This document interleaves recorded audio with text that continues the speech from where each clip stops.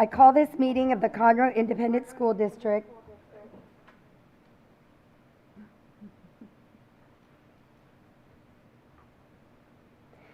Trustee Nelson is here zooming in and it's echoing. Hold with us just 1 second.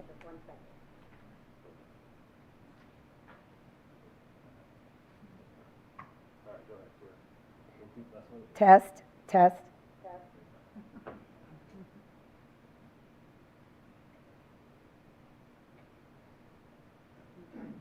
Test.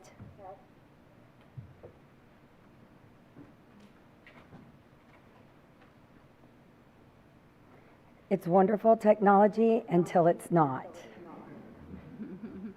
Well, the worst part is you could test it all day long, 10 times. Dr. Blakelock was testing it and doing all this before, and it just has decided to not cooperate now. They are. That was a good idea.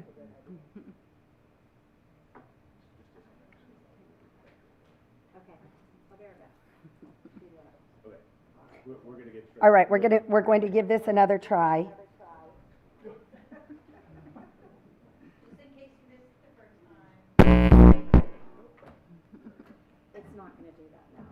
Okay.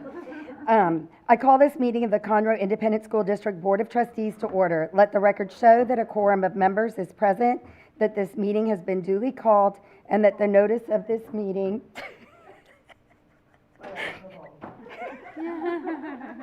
has been posted in accordance with the Texas Open Meetings Act, Texas Government Code, Chapter 551, and the time is 6:02. All right. This evening, we have Trustee Dungan and Trustee May that will lead us in the opening of our meeting. Dungan will do our prayer, and May will introduce our veteran with the pledges. Please join me for a word of prayer. Dear Heavenly Father, we thank you for today. Thank you for your blessings on this district and the students it serves. Lord, we come to you this evening requesting continued guidance that only you can provide. We ask for your mercy and your grace as we continue to lead this great district. Guard us, Lord, from all things against you, and use us for your purpose. Please give us wisdom, knowledge, strength, and courage to work together, trusting your plans are better than ours. Fill our world with your light and allow all that we do to be done in love for your glory. We give you all the praise and ask these things in your mighty name. Amen. Amen. Okay, and tonight we have leading the pledges is Keith Dupre. Is he here? Hi, Mr. Dupre. Keith served honorably in the U.S. Marine Corps from 1987 to 1990, achieving the rank of corporal. During his service, he did tours in the U.S. Marine Drum and Bugle Corps and received the Good Conduct Medal, National Defense Service Medal, and the Meritorious Mast Commendation Letter. Keith is retired from Conroe ISD, where he last served as assistant principal at Conroe High School. Not being able to stay away from education, he now substitutes for the district. Thank you for being here. I pledge allegiance to the flag of the United States of America and to the republic for which it stands, one nation, under God, indivisible, with liberty and justice for all. Honor the Texas flag. I pledge allegiance to thee, Texas, one state, under God, one and indivisible.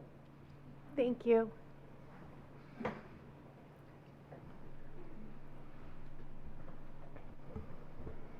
Next item on our agenda is public comment. Per Board Policy BED and Texas Government Code Section 551.007, any citizen who has signed up may address the board regarding only topics for items posted on today's agenda. If a citizen has signed up to speak on any matter other than tonight's posted agenda items, he or she is welcome to make comments to the board at the board's regular meeting on February 18th, when the board hears comments about both posted agenda items and non-agenda items. Each speaker will be given 2 minutes to present their comments to the board. Screens around the room will display the speaker's time. When the countdown time reaches 0, the next speaker will be called. Mrs. Godfrey, do we have any speakers? We do. Please call the first speaker. Susan Scruggs.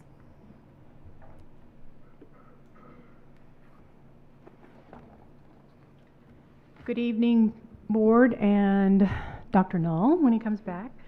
I wanted to speak on your objectives on number 10 and number 11, which is technology being implemented in classrooms for instruction and technology for education for careers. I researched this topic and I found some solid studies that recommend a total of no more than 4.5 hours a day or less of screen time for children, and it's also for adults as well. However, with the children, their brains are not developed, so it causes some brain damages. And I'll talk about one of them right now. I'll be happy to send you all the article as well. If you go over the daily recommended screen time, children's medical issues increase significantly. One of the medical issues that's very troubling to me is the digital addiction issue. Dopamine is released when excessive screen time is used by children or adults. Dopamine is a neurotransmitter that becomes extremely addictive and leaves the child craving for more and more screen time, or a drug. It's a feel-good drug similar to using methamphetamine. Screen addiction and or drug addiction is a resulting malady that a child can suffer. As a result of schools requiring students to use computer during the day and at home, it could increase all of these medical issues. There's depression, there's insomnia. One particularly also, which is harmful, is myopia. And these are permanent, not temporary, medical issues that are caused, and it's from the brain damage. So please consider thoughtfully your objectives and the time that you put down there for the children on the computer screens. Thank you. All right. Moving on. All right, agenda item 3A, receive information regarding district-wide intruder detection audits. Is that you, Mr. McCord? Come on down. I would just update everybody. Ms. Nelson she's in a place with low bandwidth, so it's causing us some technical difficulties, but she's going to try to watch on YouTube if she can, and then if she has any questions or comments, she'll text me, and I'll make sure to bring those forward to everybody. So just to kind of update you, she's still with us, but that'll be our setup for today. So, President Odenwiller, members of the board, Dr. Noel, I'm here tonight to give you your February external intruder detection audit update. As of tonight, we have had 42 of our campuses audited. 40 have achieved the goal of having no findings at all on the audit. We did have one in late January that had a finding. That campus will receive the required remediation soon, and in fact tomorrow, Wednesday, they will receive the remediation. I can share with you legally the happening in executive session, and also with the audit committee, which the safety and security committee, which meets in April. And so that's what I have tonight, and I'm here if you have any questions that I can't answer legally regarding the audit.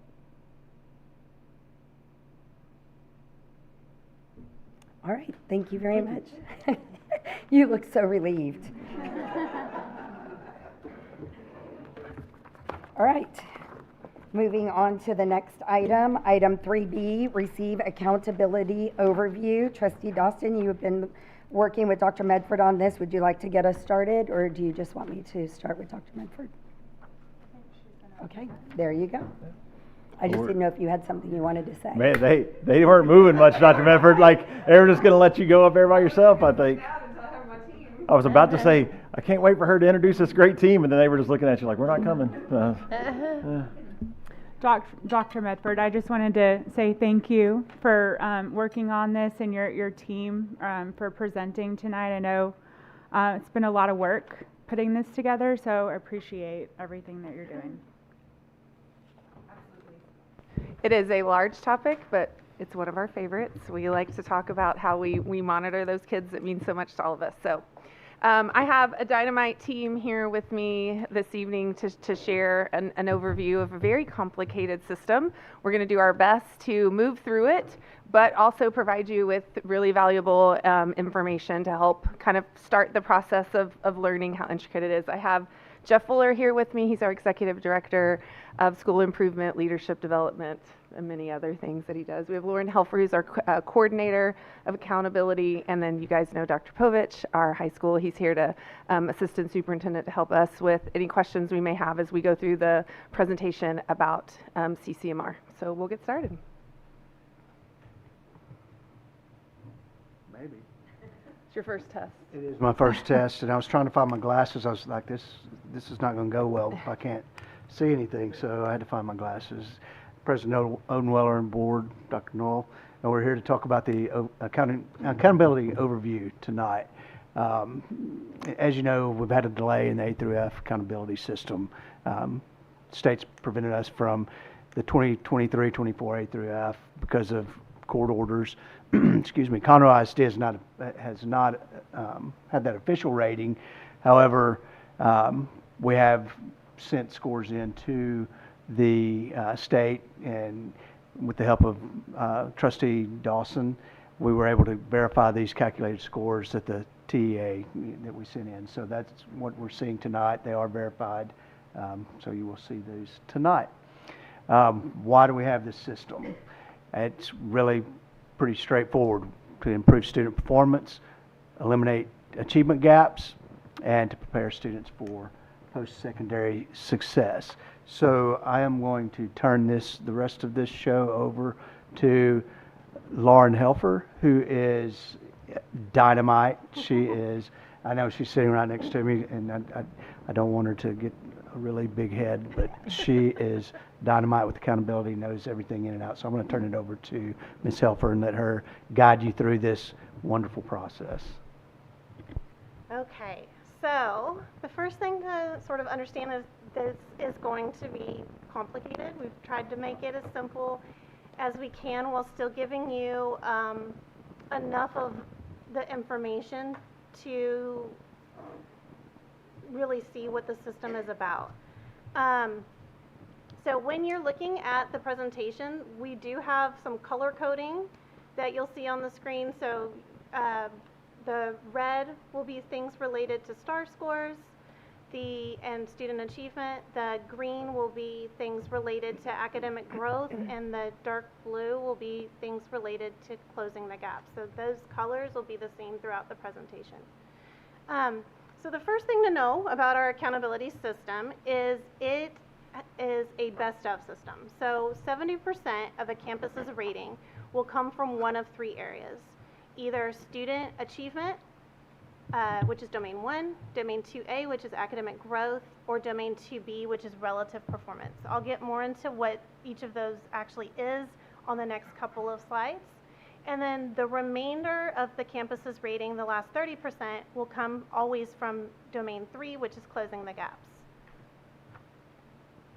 So we're going to start by looking at elementary and middle schools with the components that make up the 70% of their score. We are going to look at elementary and middle schools and one together, and then we'll look at high schools on separate slides because they do have some different components for high schools that aren't part of elementary and middle school. So domain 1 student achievement for elementary and middle schools comes, it's 100% based on their STAR performance. So STAR performance is the state takes the average of approaches grade level and higher scores, meets grade level and higher scores, and master's grade level and higher scores, and they average those three numbers together, and that gives us the student achievement.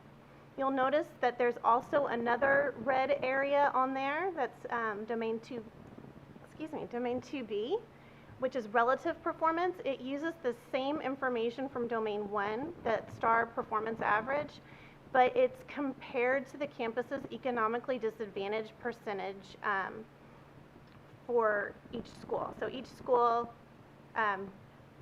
basically has its own special way of getting its rating in relative performance based on its specific economic disadvantage percentage for that campus.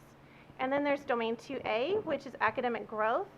Academic growth is also based on STAR scores, but in a very different way than in student achievement.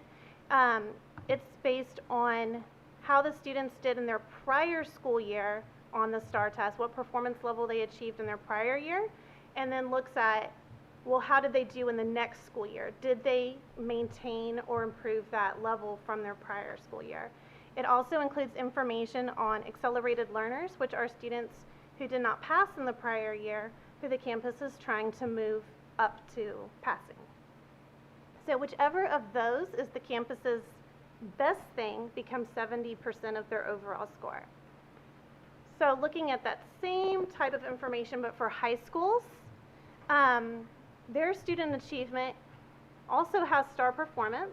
40% of it is STAR performance. 40% of it is based on college, career, and military readiness. And 20% is based on their state graduation rate. And then their domain 2B it's the same idea as the elementary and middle school one. Here they look at 50% based on their STAR performance and 50% based on their college, career, and military readiness, but again through that lens of their economically disadvantaged percentage.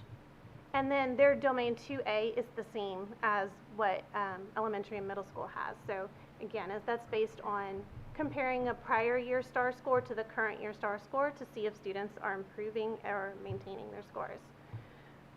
Again, for the high schools, just like the elementaries, whichever of these three areas is their best area will become 70% of their overall score. So one of the common questions that comes up when we talk about accountability, especially for high schools, is what is CCMR and how is it calculated? So this CCMR is broken into two components. There's college ready, and then there's the career and military ready components. So college ready components includes information about TSI, which is the Texas Success Initiative. That includes SAT scores, ACT scores, TSIA or TSIA2 scores, as well as college prep courses. So in that area, students are trying to achieve scores for both math and in English that meet the TSI criteria. It also includes AP exams, associate's degrees, dual credit and on-ramps courses, and then graduates who have an advanced diploma plan who are identified as special education students. Those are all the college-ready components, and then we also have career and military-ready components, which include industry-based certifications that are aligned to a program of study. It includes IEP or workforce readiness for students that are identified as a special education student or students who enlist in the U.S. Armed Forces. So we have all these different ways that a student can basically earn a point for CCMR. Now, you may want to know, like, there's lots of things there. Some students may do many of these things. Each student, it's either a yes or a no. So if a student earns lots of these, they'll be a yes. If a student earns one of these, they will be a yes. If a student does not earn any of these, they would be a no.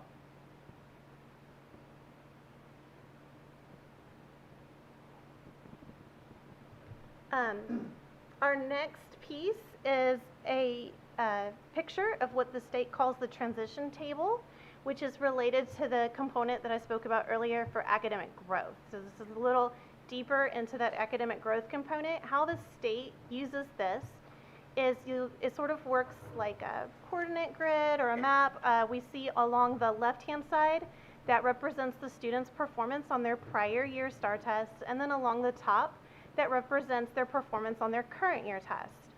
So, for example, you can see a student who made meets grade level in their prior school year. To get a full point, they can either make meets grade level again, maintain that score, or they could go up to masters and increase their score. So the other thing you'll notice is there are some places where you can get a half point. Those half point areas are for students who maintained a score, but they're not reaching that meets grade level score, which is the ultimate goal for the students. So it encourages campuses to move their students along the path towards getting up to being meets grade level or higher.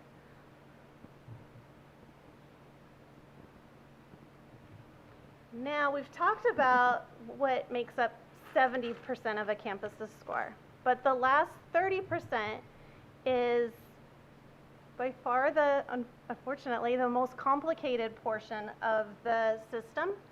All campuses will be rated in closing the gaps.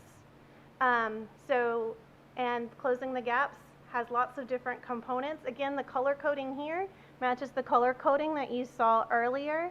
We do have a new color added, purple, which is representing our English language proficiency testing. So first we're going to look at elementary and middle schools. Again, the high school components are different.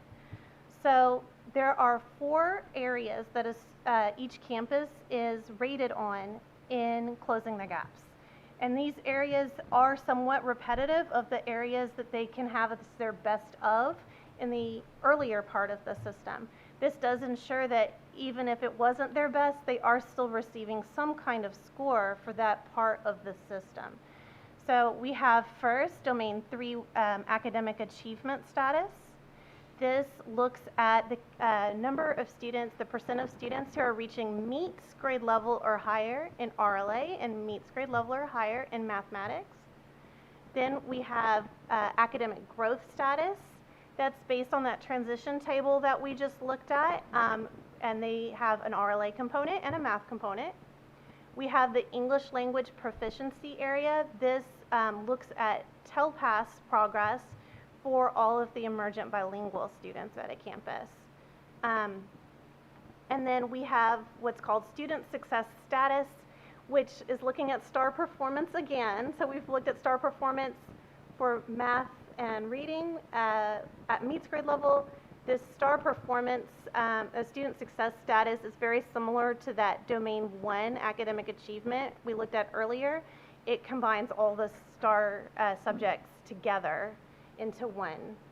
So if whichever things that campus tests, whether it's just reading and math or reading, math and science or social studies, those would all be in that area. So here's where it gets a little more complicated. Each of these areas is not just one overall rating. There are ratings for each campus will receive a rating for their all students group in RLA and in math. They'll receive a rating for RLA based on their lowest race and ethnicity group from the prior school year, and their second lowest race and ethnicity group from the prior school year. And they'll receive a rating for a group that's called their high focus group. And I'll talk a little bit more about what a high focus group is in just a second. So in the academic achievement status, they'll receive 8 different ratings. In the academic growth status area, they'll receive 8 different ratings. English language proficiency, they'll just receive the 1 rating. And then in student success status, they'll receive 4 different ratings. All of these different ratings go together using a weighted average. You see the percents at the top, where academic growth counts for the most, 50%, academic achievement, 30%, and the other 2 for 10% of a total weighted score that the campus will receive. High school is a little bit different. It follows some of the same ideas. Here we have, for Domain 3, they have academic achievement status, just like the elementary and the middle schools did, except for them it will be 50% of their average. Now, and they also have the English language proficiency area for TELPAS progress, like the elementary and middle schools. Where they have some different information is they receive scores for what they call school quality status, which is CCMR, that college, career, and military ready that we saw earlier. And then they'll also receive ratings based on their federal graduation rate. You can see the different percentages of the weighted average there and the different components, again, that make that up for each campus with their all students group, their lowest race and ethnicity group from the prior school year, their second lowest race and ethnicity group from the prior school year, and their high focus group. So, how do they get points? So, they can get points based on a 4-point system.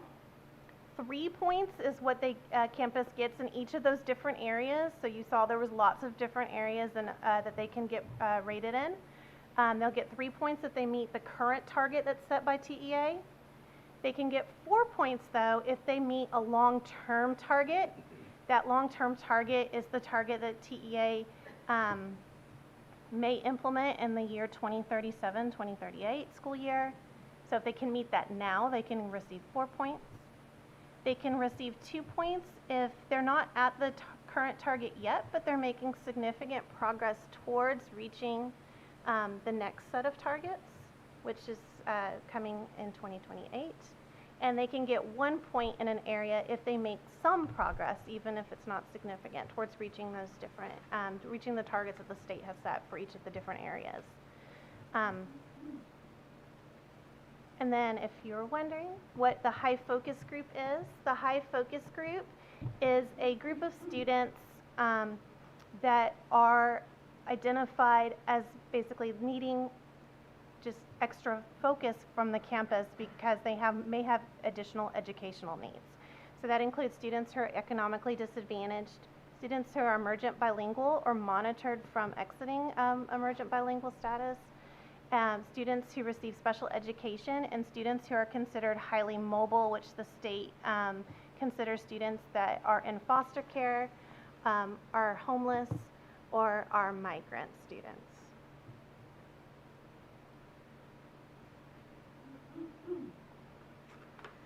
So that describes how a campus receives their rating, and each campus in the district receives a rating in each of those different areas that we just learned about. So how does the district then get their rating? So the district's rating is based on, of course, all the campuses' separate ratings. The district also gets the same rules, so it's based on 70% of the district's rating will be based on what we do the best on when we look at the campus's rating. What they'll do is they take a weighted average of each campus's scores in each of the areas based on their enrollment in grades 3 through 12. So in Conroe, we have some schools that are less than 1% of the total district weight, and then we have some schools that are almost 10% of the district's total weight when we look at all of our different student campus populations. There's also some specialized rules that if any campus within the district receives a D or lower rating in an area, that we get capped at an 89 in that area, and the same if we have a campus that's rated at a D or lower, our district's overall score would be capped at an 89. All right, so that leads us to how all the calculations are made, and so how are we doing as a district? So here we have the last 2 years, last year being 23, which was again not released. This is calculated here within the district, and then in 2022, when the new accountability system was released, they gave us a what-if rating that we could calculate based on those scores. So you can see kind of the progression over the years. You can see, areas that we've made gains in and areas that are continue to be a focus for us. We also, again, as Mr. Fuller said, thanks to Trustee Dawson helping us with the contact, and kudos to Lauren. You guys know that I've shared how hard she works to calculate them. Every single campus was right but one, and it was actually 1 point higher. So lots of work goes into making sure that the help that she gives our campuses is truly appreciated and is accurate, right? It's always good to know your hard work pays off. So we'll click through these kind of quickly because we've shared those with you previously. You can see we're really proud of our high schools. We have A's and B's throughout our high schools. We know that our first year as a virtual school in the high school system is always tough for us. We've learned a lot there, and we'll continue to work. As we look at our middle schools, we see kind of some of the same patterns here. This is a good indication. I will tell you, notice a few scores where they're 1 point away. That could be between 2 and 5 kids that make a difference between a letter grade, which is why we always talk about how important this is. A large, giant system, but really it comes down to looking at each kid and what they need individually, because it matters for them, but it could also really impact the score at the end. We've seen lots of hard work, not only from our school improvement department and all of our curriculum and instruction team, student support services that help support our campuses, all of the departments. We've had in the last years of our elementary schools 9 A's to 12 A's, 6 B's to 12 B's. We've reduced the number of C's from 16 to 9. So lots of really great work where we've seen the systems that we've worked so hard to put in place really starting to pay off. And as that grows from campus to campus, we're excited about what that means for us moving forward. So when we talk about our pathway to an A, right, what are we doing so that can be our ultimate goal, because that means our kids are moving forward and learning and growing. We know how important it is for us to monitor, right? How is that instruction going? We work so hard, our teachers work so hard every day. We want to see it pay off for them and the kids. So one of the things we've done recently in the last couple of years is have data dashboards. Wendy Tisdale had a chance to visit with you guys last meeting in the assessment team. She has a group of amazing assessment coaches along with Lauren who support our campuses in understanding what that data tells them and how they can help support our campuses, or our students with that. We will also meet individually in groups with campuses and their teams that look at that data, especially coming up. We have the big assessment we've talked about, like how are we doing? Now's the time to check in, give that little temperature check. How are our kids doing and what do they need individually to move forward so that they can continue learning and growing? And then we talked a lot within our district improvement plan, which is then connected in our campus improvement plans, of what are those priority standards that we've noticed and we've seen that can really push us forward. And that's really, we talk a lot about the accountability system changes a lot. There's a lot of tweaks in it. But if we're focused on the instruction and what the TEKs say and how our teachers are teaching, how our students are learning, we feel like it will all work out. We have to tweak along the way, right? There's some work that has to be done as we learn within those changes, but really it's about that student and that individual growth that really matters. And we've really put some work in this past year. The team that's done this has just really bought into what it means for us at that really specific level. And then really a lot of emphasis put on monitoring. Our high schools are really big, right? We're talking about a smaller elementary school, looking at every kid by student, by standard. It's daunting when you think about it. With 5,000 kids, it's like, how does that even, through Dr. Povich's leadership and Tally and all of the team that really works with them on how do we help them do that in an efficient manner, and they've really done some great work in that, and we've seen that in our data, and we will continue, I believe, to see that growth as we learn every year, right, as we move forward. So that kind of wraps up what we have to share. I think, I think I mentioned it a couple times, but the biggest thing, that I want to say is within this system, it's about that individual kid and that magic that happens in that classroom. And we know that's where, what can we do to support our teachers so they have the information they need and the tools they need to help those students grow. So thanks for allowing us to share. If I could add just, I want to give credit to Mr. Fuller and his team too. I think one of the things that we've learned over time is it's about continuous improvement, and we have learned that there are kind of high leverage moves that are effective, and when we can replicate them, we become better. And we're better today than we were 4 or 5 years ago. Absolutely. And we just created that school improvement team a few years ago to have him and his team to be able to go out and make sure that what we've learned at one school doesn't just live at that school, but we can take it to other schools to prevent them from having an issue. And I know we're going to talk a little bit later today about Grangerland and some of what we're doing there, well beyond the formalized plan we have to get approved. But the real work that we're doing there is work that we have seen be effective at other campuses that have struggled, and we've seen them go from lower letter grades to being way more successful. So we know we can do it. It takes support, and to do the people. So I just want to thank Mr. Fuller and his team for that. It's great work. So. Absolutely. Questions for us? Questions? Well, it's not really a question, it's more of a statement, but I brought this agenda item on. I just want to reiterate what everyone is saying here, but it's important for parents to understand where we're at as a district, each campus as well. And I know, there's so much that goes behind a letter grade, right? We're not just looking at a school based on their letter grade. It's a comprehensive, holistic look at these schools. But this is also what we have in place. And I think for us, as a board, to move forward, we need to understand where we're at right now. And so that's why I asked for this. And you did a very good job, very thorough job on this. So, I was just doing some quick calculations, and over 76% of this district is A's and B's. So that is really something to applaud yourself for. And I know with the C's and D's, calculated 15, I think. One thing I like about the accountability rating is with the domain 1 or 2, academic growth is one of those, right? It's not just based on achievement, it's based on progress. Absolutely. And that's really what we're after, is progress, not just perfection.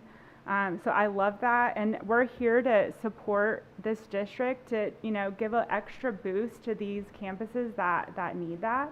I've stated, I think via email, that, there's a targeted intervention plan for Grangerland. I'd like to see something like that for the C's and D's, because that's ultimately our goal, is to move those up.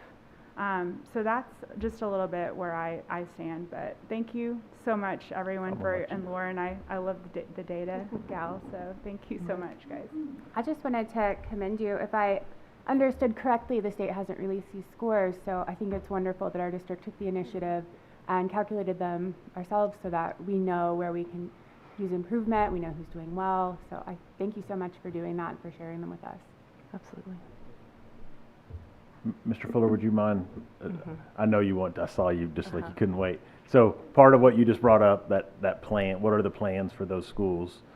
That is precisely what Mr. Fuller's department does. That is. Can you give us the 90-second version of what your team? You ask a lot of. I know. No, I will cut you off. But I believe in you. I can too. That's a lot of pressure. Yeah. Just a brief overview of what you do and how y'all work with the campuses to do exactly what Trustee Dawson was describing. Sure. So over the assessment, we work together with the school improvement assessment, student support services. We really kind of diagnose what's going on at the campus. We'll look starting with really the achievement and the scores, and so monitoring what's going on at the campus level, and then it's like, okay, we need to go in and really take a good look at what's happening. Is it instruction? Is it leadership? What's going on? And then we can be a little bit more prescriptive about how to approach the campus. And that's kind of in a nutshell in 90 seconds, but there's a lot more obviously to that. We have I think assessment literacy has been huge for us and getting out to campuses, and this is what the accountability system is and what we do, and you can't play the game if you don't understand what the game is, right? And so that's been a really big move for us with the coaches that we have that go out to campuses when we do our data dives and talk to them about this is where we are, like you're saying, Trustee Dawson, and where do we go and how do we get there? And I think that approach and narrowing down our focus down to the TEAC and to the student is something that we've gotten better at and will continue to improve upon. But it's really getting to that granular stage of how do we help that campus, and really the student is where it boils down to, and we can do that, and we do that. We've seen it. How many on your team, and roughly just generally how many schools do each of you have assigned that you're monitoring or working with? Oh, wow. So right now there's 70 schools. Mm-hmm. So we have priorities in that right now. I want to say 20, 3 altogether that we work with. That is How many people on your team? 3. Okay. And then there's, the assessment department has 3 coaches. And we work in conjunction with myself, Melinda Stewart, Hartwell Brown, and our data coaches. And when when we have quarterly assessments, we'll review that data, and then we may meet as a group when we do some data dives when there's big assessments, or we may go to an individual campus if they request it, or say, hey, if we see something that we need to inject ourselves into that campus, so to speak, we'll go in and say, hey, we're going to come out and kind of review this data with you. But there's 3 of us. Okay. Anything to add, Dr. Medford? Well, I was just going to add just to the Cs and Ds. So we tier, that team tiers working with the schools, the assistant superintendent of schools. They look at that diagnostic, just kind of what he was talking about. All of our Cs and Ds landed on some layer of support from that department this past year. So whether that's our highest level, highest support, all the way down to our lowest support, and what that means based on what they need. It could be, like he said, leadership. Some of that comes from the school leadership.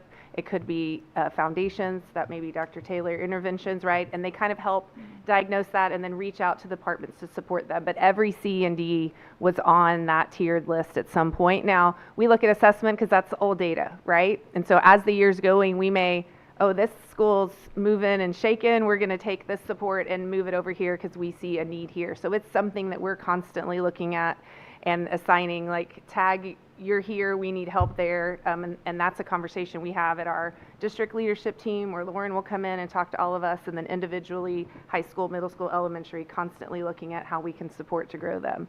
But lots of huge celebrations.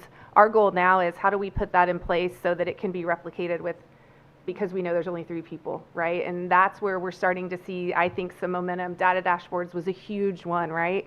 Because how do we put that district-wide? I think we shared to you, like, helping our principals walk through it, because there's only so many within their team. So those are the things now that we're trying to put in place so that it can spread, and we can really coach into those staff members. And it goes back to, leadership development of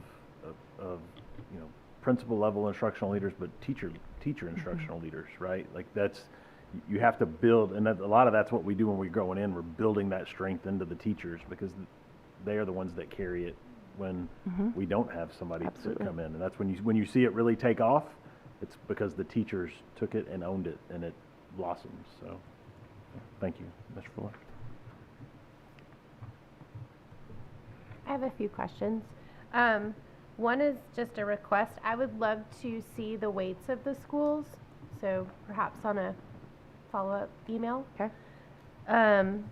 Our peer districts, do we know where they stand? I mean, I know everybody's kind of running into the dark right now, but do we have any idea where our peer districts are?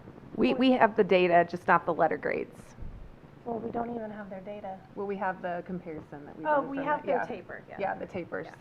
Yeah. We compared the tapers, and that's what we have when we, like the presentation I showed you guys, where we have those comparison peer districts, we have that.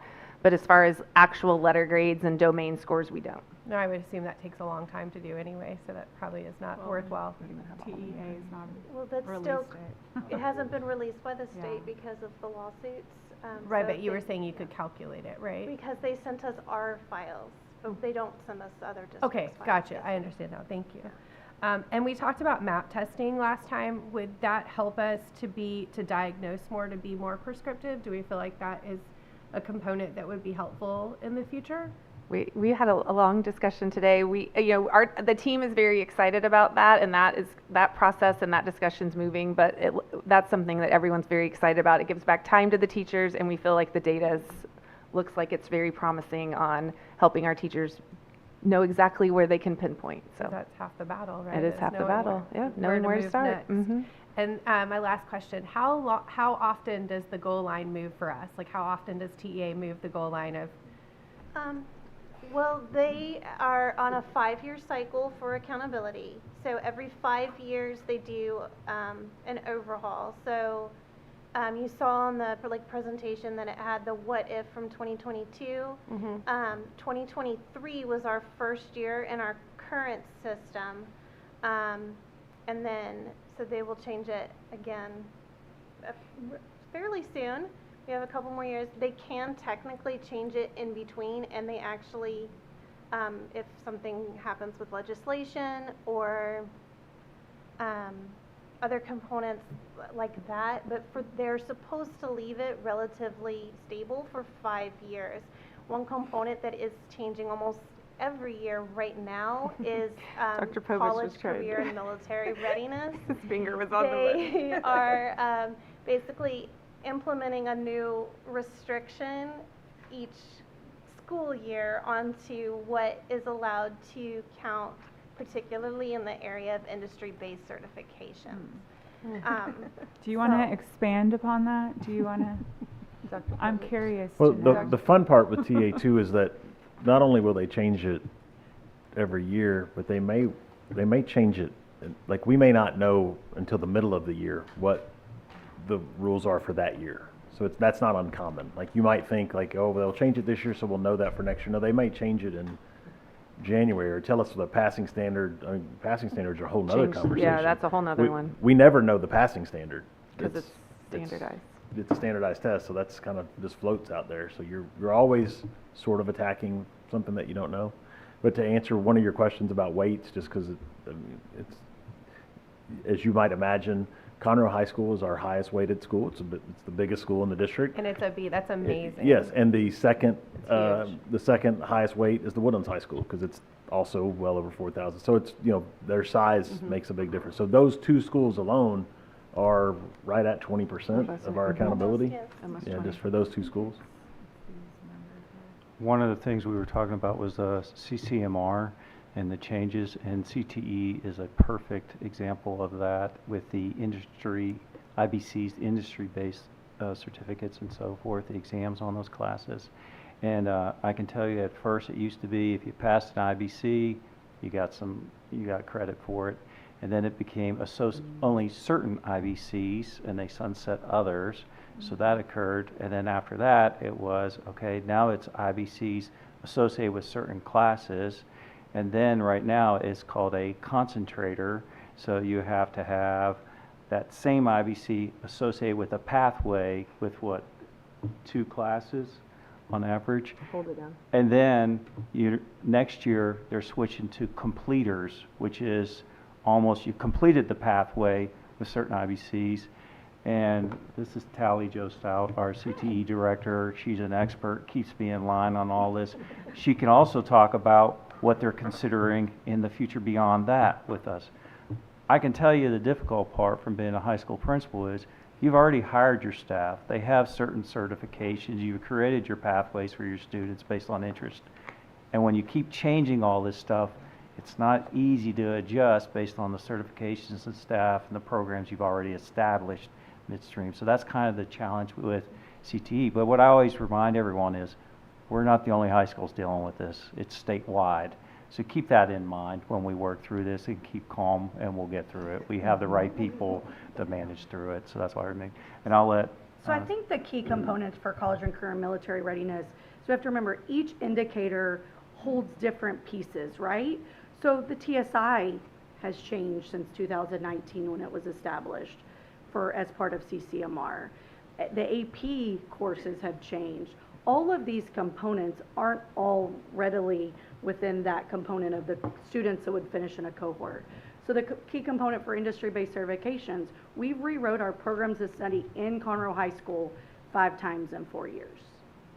They've changed in the last 1 month since we released our academic planning guide. We work closely with TA. We work really closely with ensuring that the individuals that are making the tiered system for industry-based certification realize the impacts globally that it takes. So industry-based certifications are going up under legislation for a new tiered system, which will impact us in the future. So each one of these components ultimately, though, is an opportunity for a kid. So that's where we are, is that we want the student to leave us with all components of college and career so that they're successful in their next post-secondary opportunity. And so we track it as a team. We track it really closely with our high schools. We have dashboards that we get to work closely with the school improvement. We track it down to the student level, the teacher level. We track it to the high school level, we track it to the district level. If you can think of it, we have the data.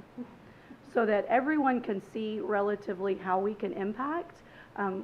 We want to play the game, we want to play it well, but we ultimately want to give kids the most success that we can find. So we have it, and we want to do well. And sometimes those two concepts may be competing, meaning what's best for an individual student may not be what's best for the district as far as getting a point. Could you just speak to, like, if a child changes a pathway at some point, or like what that impact is on the district? It's interesting I find personally, we ask students in 7th or 8th grade, pick a career path for the next 4 years. And I look around and go, how many adults don't know what they want to do? And low alone, we're asking this kid in 8th grade, pick a pathway and then stick with it to be a completer and take an IBC. So the example I've seen before is, so you start out in culinary and figure out, this is not what I want to do, I want to switch to welding. Well, do you have enough years to be a completer in welding? And so now you're telling me we're not going to get a point and this kid is not career ready. I think the kid's already made a great career decision in finding out what they want to do post-secondary there. And that's where we have to support the kid. You also see examples on the academic side. We have students taking level classes, making good grades. They're in non-CTE extracurricular classes and doing well, and they've been accepted to college. They don't need ACT, they don't need the SAT score, and they've already been accepted, and they're saying, I don't want to take AP, I don't want to take dual credit. I am perfectly happy and fine where I'm at, and I already have a post-secondary plan of going to college. But yet we're not getting a CCMR point there. Remember, CCMR points aren't required for graduation either. So sometimes it's hard for parents to understand that while the school is trying to look at accountability systems. They don't always mesh up. So those are some of the challenges. And then you've got constant, we talked about how many students move in. If a student moves in their senior year, I didn't have them the last 3 years. And depending on how many credits they have, I'm worried about getting the kid graduated in a 4-year time plan, if possible, or maybe a GED. None of that is going to count on the CCMR for you. So there's a lot of moving variables, but our number one priority is always to that student and the family needs and their priorities. And then behind that, we're trying to do everything we can to maximize the CCMR. And that starts with understanding the system and using all these great resources and people and staff to track our kids and find the points where we can. So, do students pick either college or career in military? That's a good, you have kids mixed all over the place. You know, you could have great, you know, top 10% and they're in CTE, so classes as well. So it's all over on that. And our ultimate goal, because we also want to increase our CCMR bonus outcome, is that they are a whole student, so that they are college and career ready. So that when a student leaves here, they can choose whatever trajectory they want. So they're not locked into one, they can do both. Yeah. No. It's not an either or. So it used to okay. be set up, the schools used to be set up that way, right? Either Yeah. or. You went over here and you were over there. Now it's Tally just said it, but our ultimate goal is when a child graduates, they have complete control of their destiny.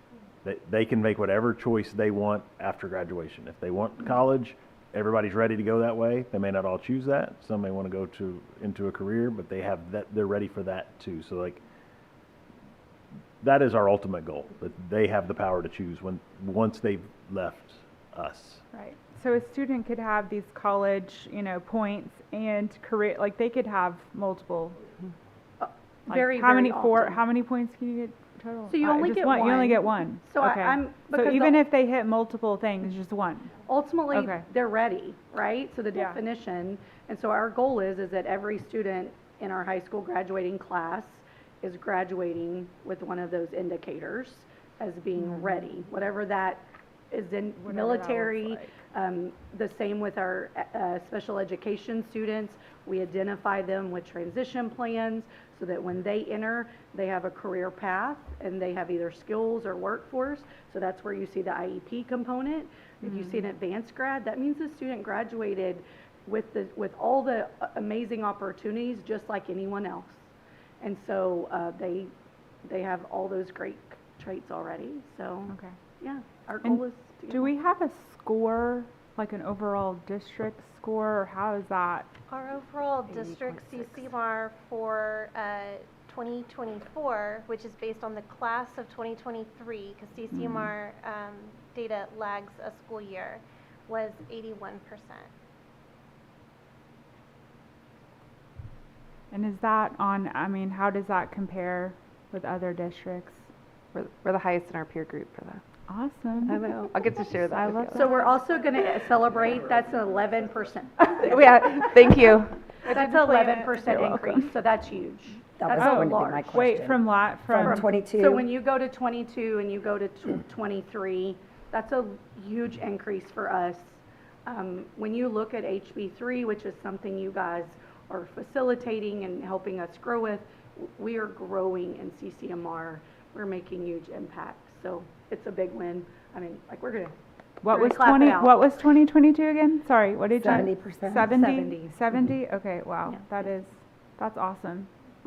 Congratulations, guys. Oh, don't turn it off because I have a question for you.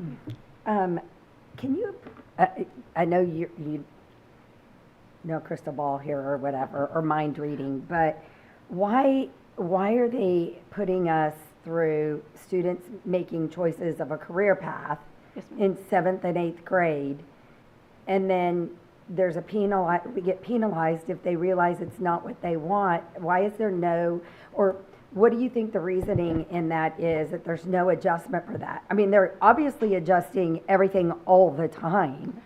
So I think if you look back at career and technical education and you look back at it over the last 6 to 7 years, you see the growth that prior to that, when we got HB5, which was the identification of endorsements, that was all local decision of what our pathways look like. So when you looked at the state and development of those pathways, they were kind of all over the place. They really had no structure. They didn't end in capstone opportunities that involved career endpoints that put kids into the industry with high skill, high wage, high demand jobs. And so what they did is they created these programs of study across the state that were identifying different courses and different paths, and they're very complex. We have narrowed ours down to best support CISD students. TAs looked at ours, and if you look at TAs have changed a little bit like ours, but they identify courses so that when you build your skills, that end capstone has all the skills for you to be successful. So I don't know that it was to put us in a really structured requirement. It was so that when the end student in mind, they gave guidance to everyone over the state. Not all of us have a Conroe ISD that's so blessed to have such experts that believe in our students. And so that's my take on it, is in order to put it in accountability, it had to be rigorous, it had to be relevant. So put programs of study in there, make it grow so that the end point all had a certification, give it some growth and give us 5 years to do it. The problem is legislation then took over and said, now we want to define certifications.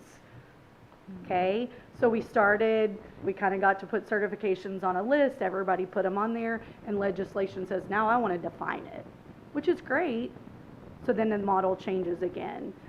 Okay, now we need to realign programs of study because our in-demand jobs are changing. So we are also going to get a reset in 2028 where ours are not going to change for 5 years. Like we worked really hard. So then we're going to get an IBC list that is going to stay solid. So there's a lot of things. It just takes time. Tally, will you explain the work that you and Dr. Stickler have done with junior highs to help give them a better little dabble so they can help make better choices in Oh this? yeah, I'm super excited. So we actually moved to the general employability class for all 7th graders, which is a design curriculum that they actually get to touch every program of study that we have in Conroe ISD. And so our curriculum walks them through, but it also includes career ready and college ready.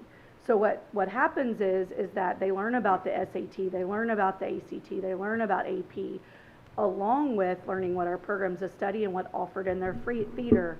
They use our program called Naviance, which we are now a top tier district of the most use in the state.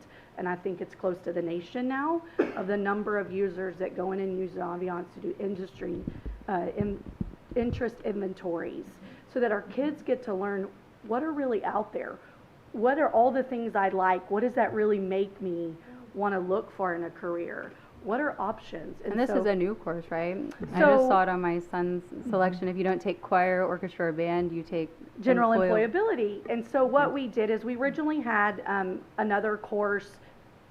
State board changed the course mid-year last year, and we found this to hold better TEKS for us, which also generated high school credit, but high school funding. So we generated funding in the 7th grade to increase our funding for state CTE. So we have about 9,000 contacts in it, which means it's a half credit piece, but it's about 5,000 students opportunities.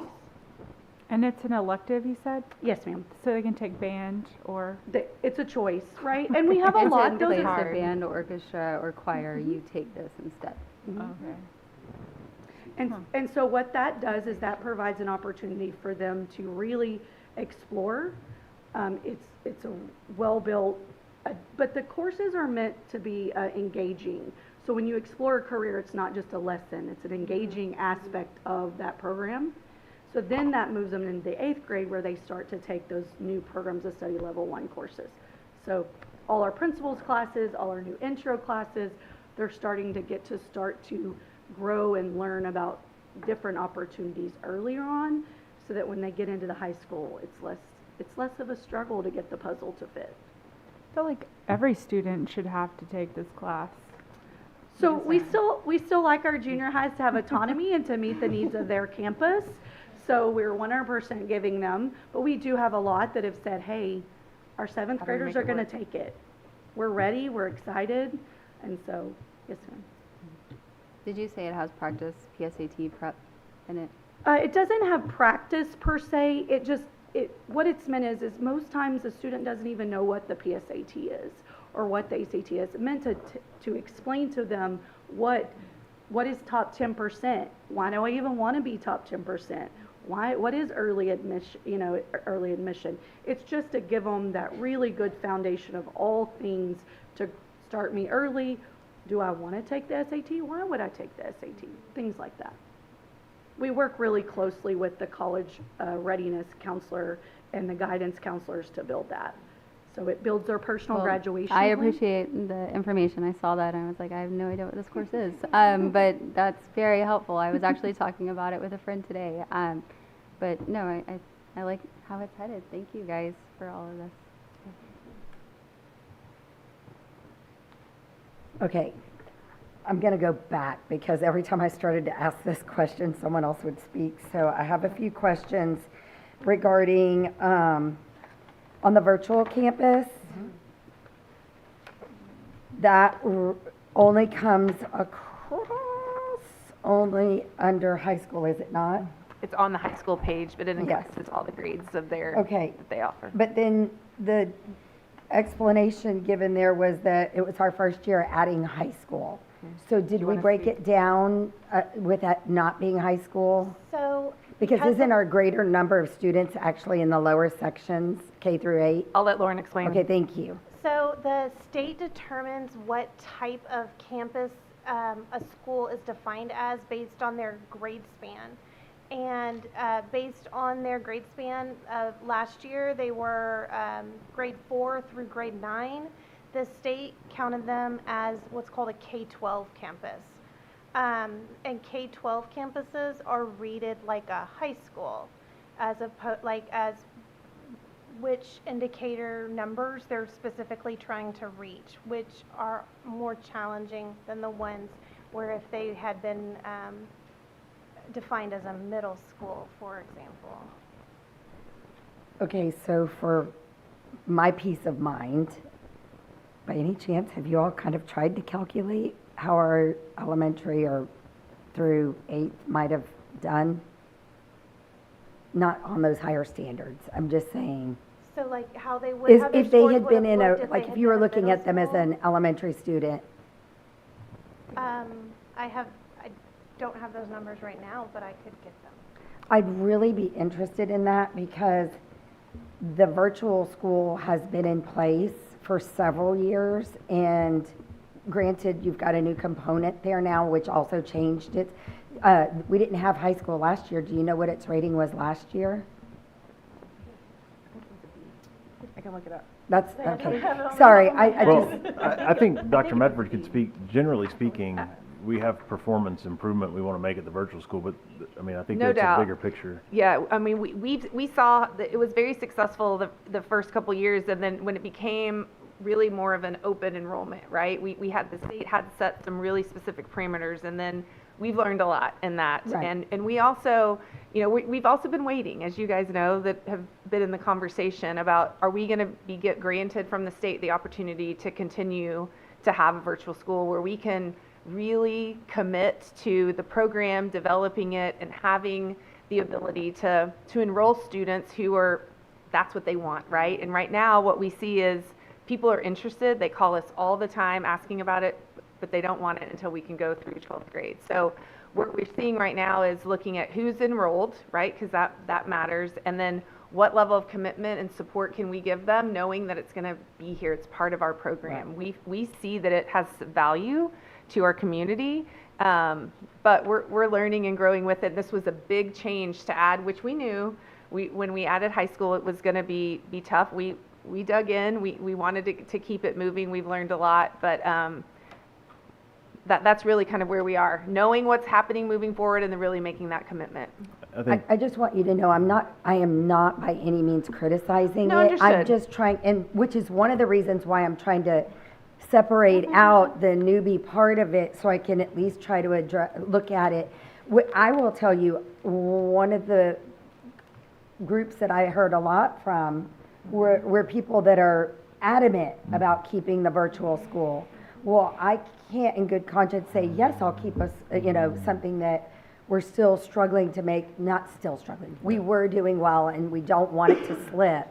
And so that is why I'm just like, yes, what is it? And I know we're about to hear about Grangerland in another agenda item. Do we have a plan similar to like with Grangerland coming up for virtual? So those were some of my thought processes. They are a high priority campus. That was one of some of my thought processes behind asking the question. I was really trying to evaluate it based on equal apples to apples, not now apples to oranges. It was a B campus last year. Thank you. And I think that makes a difference. Sorry, it's generally like speaking, archive. That's okay. yeah, our feeling right now is that we're sort of 1 foot in and 1 foot out at the virtual school because we haven't been able to commit. Like we even struggle internally about how much we advertise it and how many kids, because we can't promise it. You know, we only had authorization through this year. So it's been this struggle, like, I want to get out there and push it and advertise, and then it's like, well, yeah, but we really can't even say that we're going to have it after this year. So we keep kind of being in, and then we pull back, and then we're in it. So I think we've proven the model can be successful. It is a high priority campus. We have to improve it. With high school comes a ton of complications, but hopefully if we get, full authorization, we need to go all in because right now we're still. Is that something that the state decides? Yes. Yeah. Okay. Yes. We did see it come out from the governor as a priority. It's obviously nothing's been decided, but that was mentioned about expanding virtual opportunities. We're interested to see what that means. We know there's a lot of students in our district that utilize virtual options, and they call often, like I said, but they want the full program, which I understand. So, and especially if we want to try to compete with the other options that are out there in order to keep funding, to keep the virtual school fluid, afloat, then, we need to have good results. So those were thought processes there.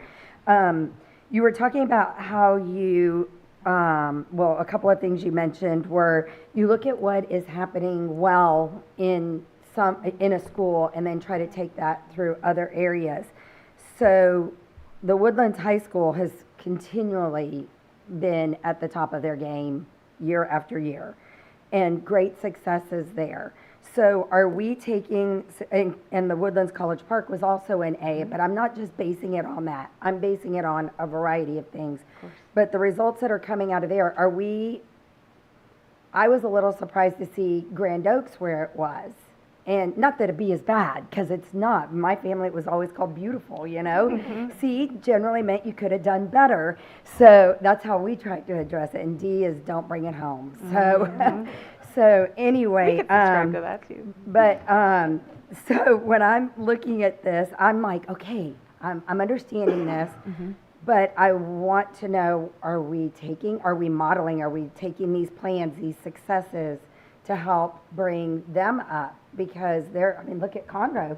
Conroe's, doing well as well, So as you can see in the data, one of the areas that we're focusing on is student growth. So because we've That's made very that a big to me. priority, we had a plan in the last 2 years where we've gone different teams of people, and the teams we kind of split up, right?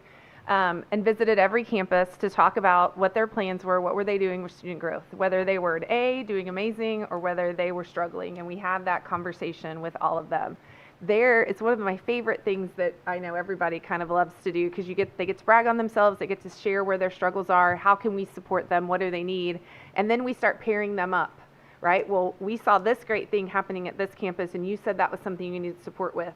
There's only 3 people in his department, but we can share the love across our district, and that's one of our favorite things to do. So, for example, one of the goals at College Park this year was one of the strengths Caney Creek had just celebrated about 3 days before we went to that meeting. So we said, you guys need to visit, right? They're not necessarily comparable schools. They're not necessarily always working on the same things, but that's one of the things that we can grow at as a district, is allowing them and connecting them. And that's really what our opportunity is to support that, because we can be out there.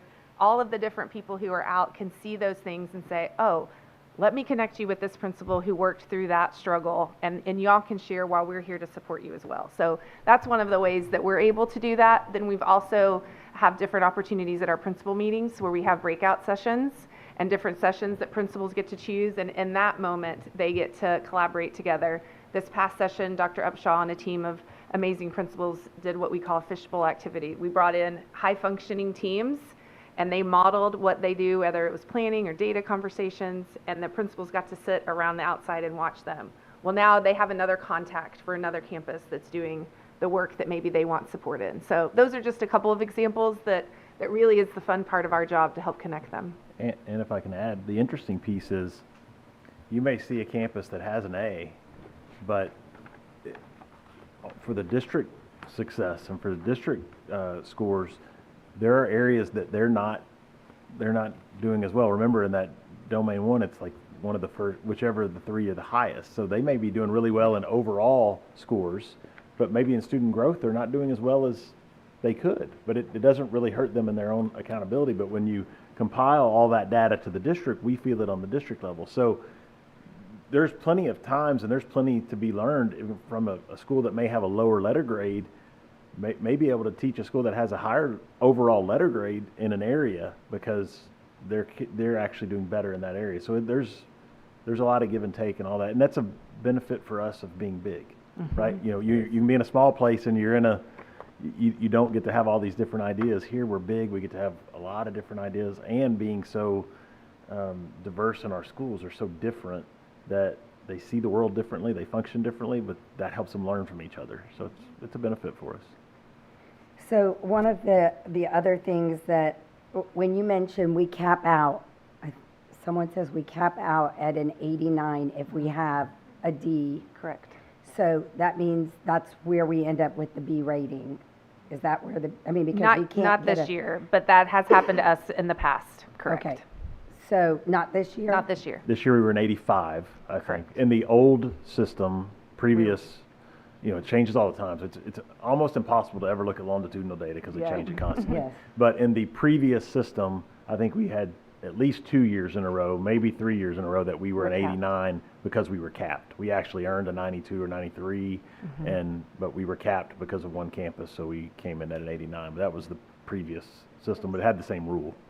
And I mean, I understand their reasoning behind it, but it's also something that's good for public to understand as It punishes well. big districts. Right? Yes, I mean, and it's always a challenge, as big as we are, as big as our schools are, in that. I mean, I don't think any one of us here has ever said that Conroe ISD wasn't a great district. It's just, we're like your teams, we just want better. Absolutely. We just want better. Every And day. so, and for me, it isn't so much just the school district being looked at as better, as those student growth. And so when you were mentioning student growth, I'm like, That's what it's all about. That's Yep. it. And that's why I love what you're doing on it and trying to figure it out for making it a bigger impact of the ripple effect of training. I'm a little concerned, the focus of it going principals, because there's one principal on campus, and you just mentioned two things that directly went to them. You mentioned the peer-to-peer, and I've seen incredible, I mean, look at York and Stockton, how they peered up and things that have been learned and growth and so on and so forth, and what they're doing there is phenomenal. But when you're saying that the principals get to watch this, different things, and then they could take it back to their campuses. Okay, that's one principal. And then all these different things on them. And then the second thing was, would it not be possibly better, instead of going straight to those principals, to train instructional coaches or someone, instead of the time in those one people into that bigger touch, especially when we just took money to try to split out more on every campus. so yes, we do that, absolutely. That, the district coaches come in and do that. The reason that you have to target the principal is they are the instructional leader in the building.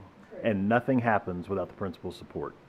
So sometimes you have to go to them and through them so that they understand why it's important, and what is important to the principal becomes important to the team. And I would agree. Yeah, so it's not about, they may not be the one that goes back and teaches everybody. It may be that they see something and they go, we've got to be doing this.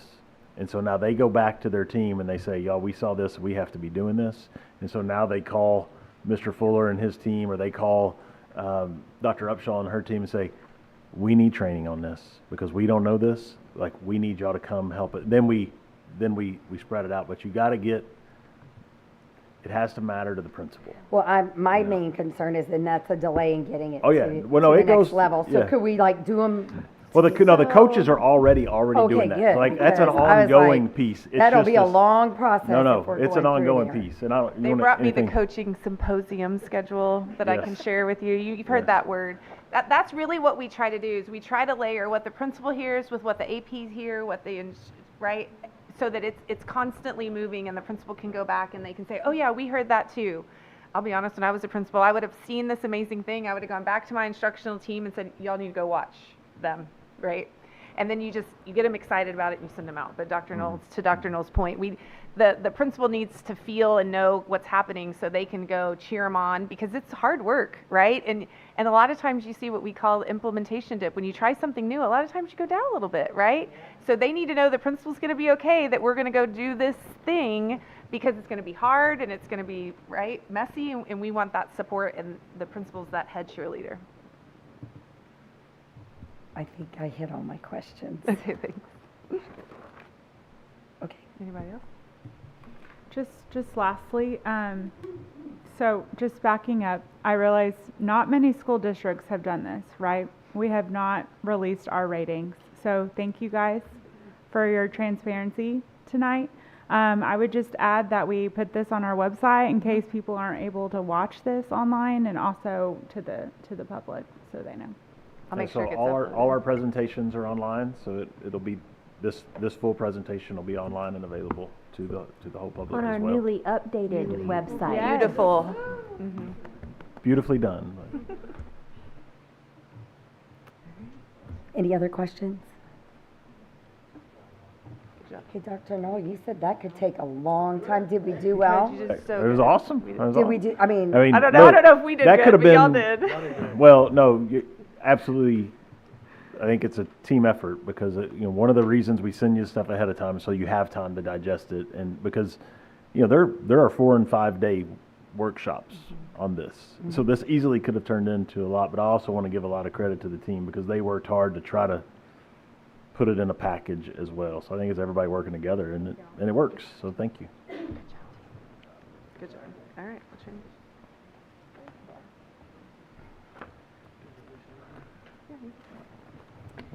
Okay.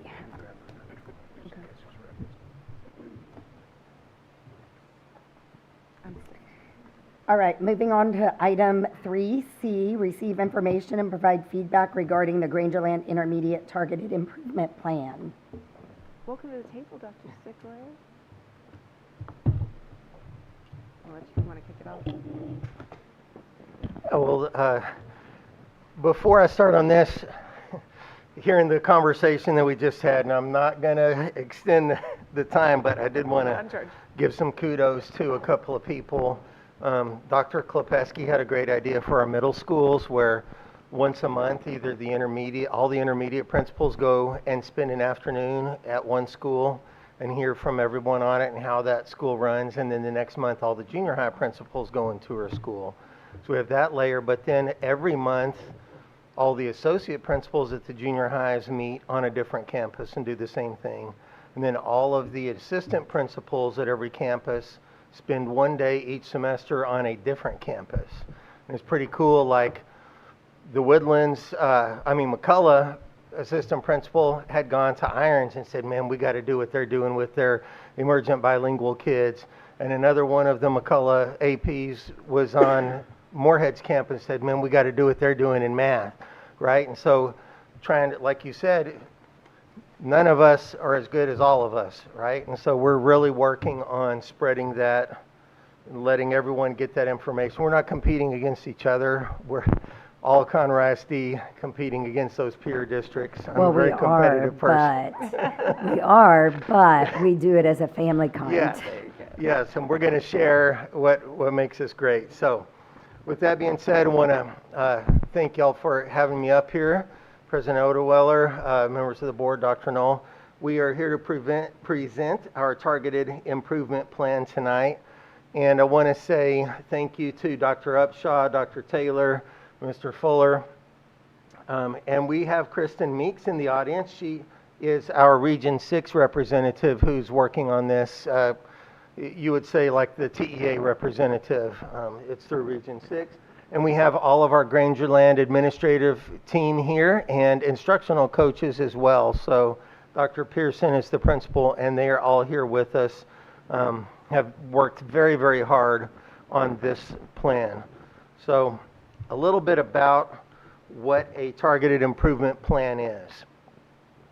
This is not a state gotcha type thing. This is a federal one, that the TEA has to identify a school for comprehensive support and improvement because that school, they have to develop that system to analyze things because we're receiving money from the federal government. So what they do is, remember all of that stuff we just heard, domain 3, that one particular domain, if we fall in the bottom 5% of middle schools in Texas, then you're identified as in need of comprehensive support and improvement.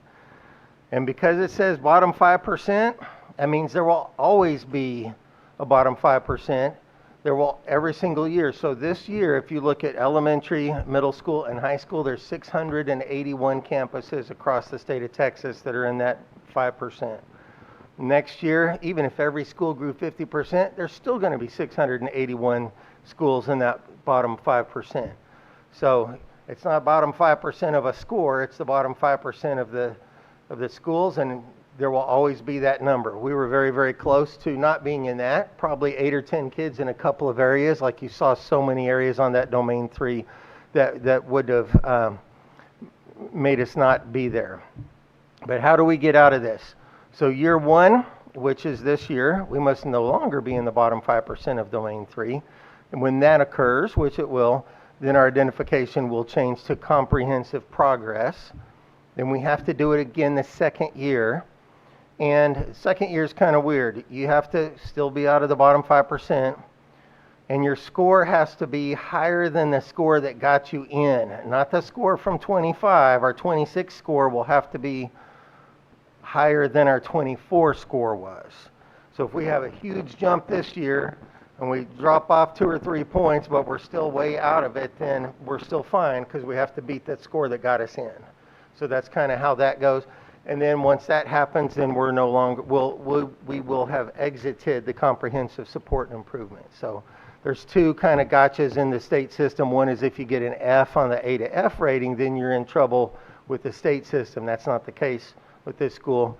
This is only the federal system of it. So what were the schedule of events that these are the big events. Obviously, we did not wait till September 26th or today to start working on our improvement plan on the campus. As soon as Dr. Pearson came to this campus from having turned around Austin Elementary and did a wonderful job there. It was in a comprehensive situation 10 years ago or so when she got there. She came from another district and turned around that school. We brought her in because we knew there was concerns, and she immediately started working the first year there on getting processes, procedures, and discipline in place, and the school is much better under control and much well behaved. And you'll see in a minute that behavior and processes and procedures was not something that TEA found when they came and did their assessment. That was something in need of improvement because that's where they started. Now once that's in place, they could go a lot better with the academics. So we did have that Effective Schools Framework diagnostic through the Region Center on September 26th.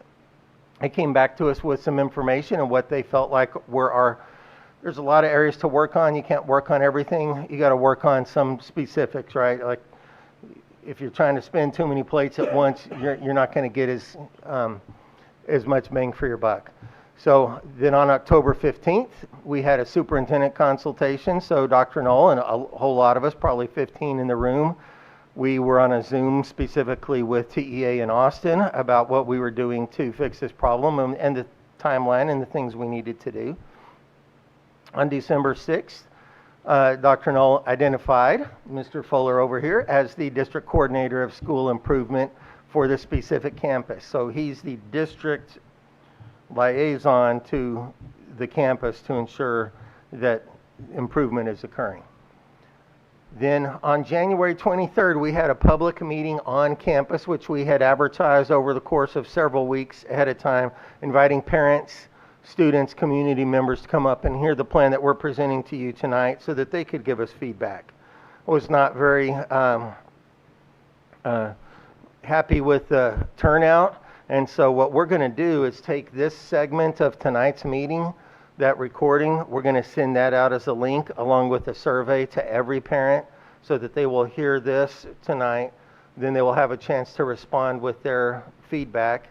We're asking you guys to respond with your feedback tonight. We're not asking for approval tonight. We just want to get all that feedback. We'll come back in 2 weeks on February 18th and then ask for your approval once we have all of the feedback that we can get from all of those different groups. February 28th is the last day that we can submit the plan to TEA. So we're required to have it submitted by the end of February. All right, so when talking about that Effective Schools Framework diagnostic, this graphic is what we look at as what is a high functioning campus, what components do they have to make that campus high performing so that our students are learning at the highest level possible. This is TEA's use this framework. They believe this is where we can see the greatest impact.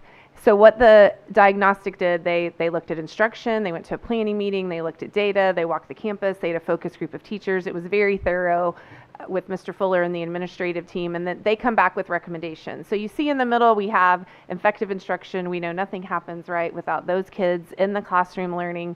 So how can we make that the best that it could be? So the team looked, so they identified the need, they come up with the plan, and then our job is to implement and monitor that plan. So when the team looked at all of the feedback, they talked to the teachers, they talked to Dr. Pearson and her team, what they realized that high leverage need, when Dr. Stickler mentioned, like, what's that one thing that we feel like can get us the furthest this year?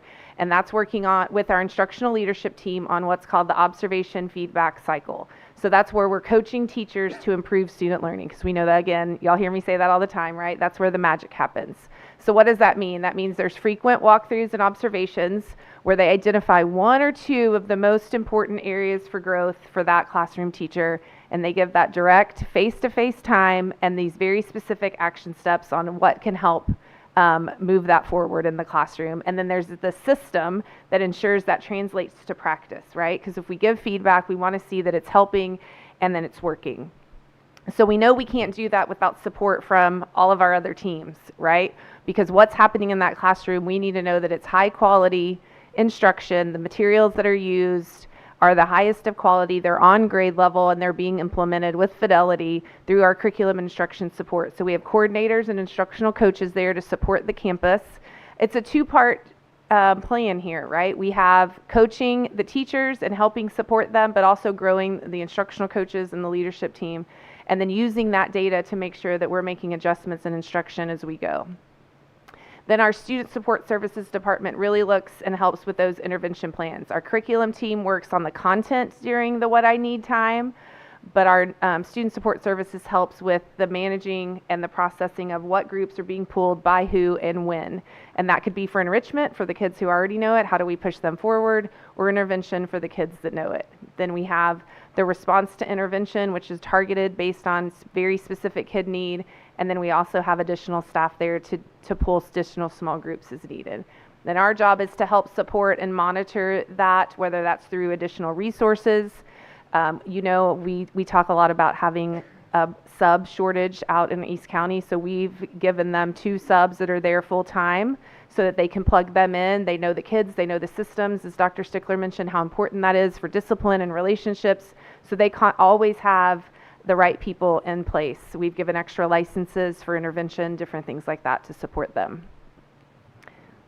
All right, so what does that look like on a daily basis before I get into community feedback? There are a lot of people and a lot of support from the district that are going there.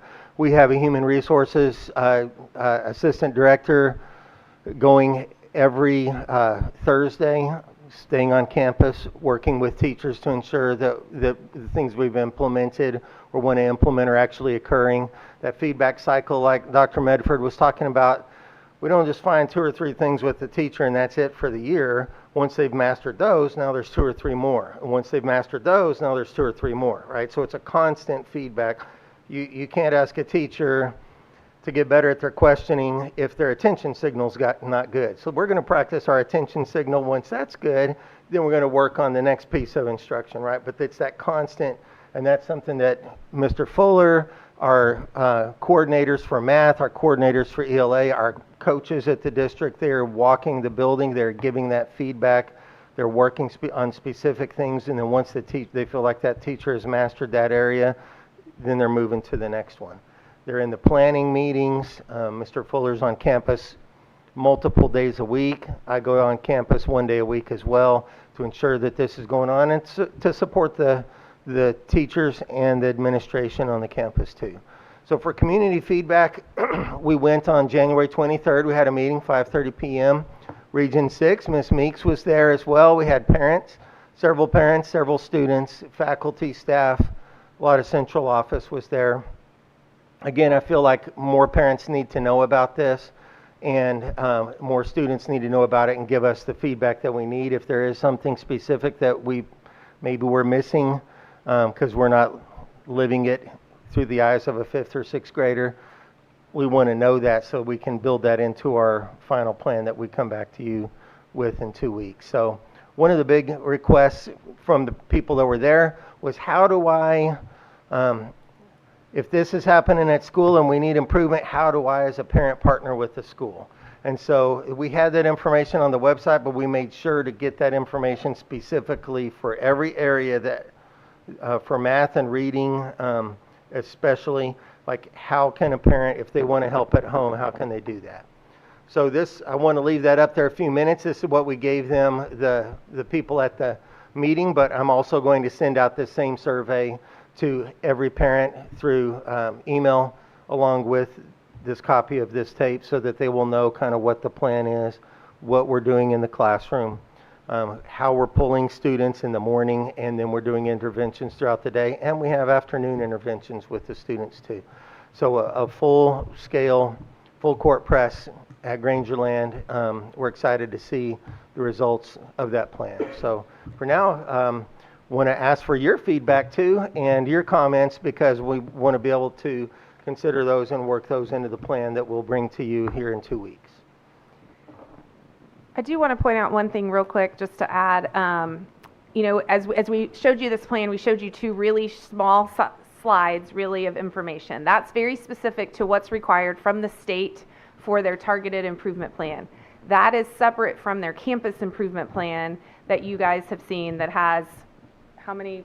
50 different strategies that they're working on. So there's a very specific, pinpointed a plan in addition to what's required from the state. So just kind of wanted to mention that, because when you show it, kind of, we narrowed in on the one thing that's required from the state. We mentioned the support with curriculum, but the campus improvement plan is really where you see where are those goals and how are we monitoring each individual thing. So just want to mention that at the end.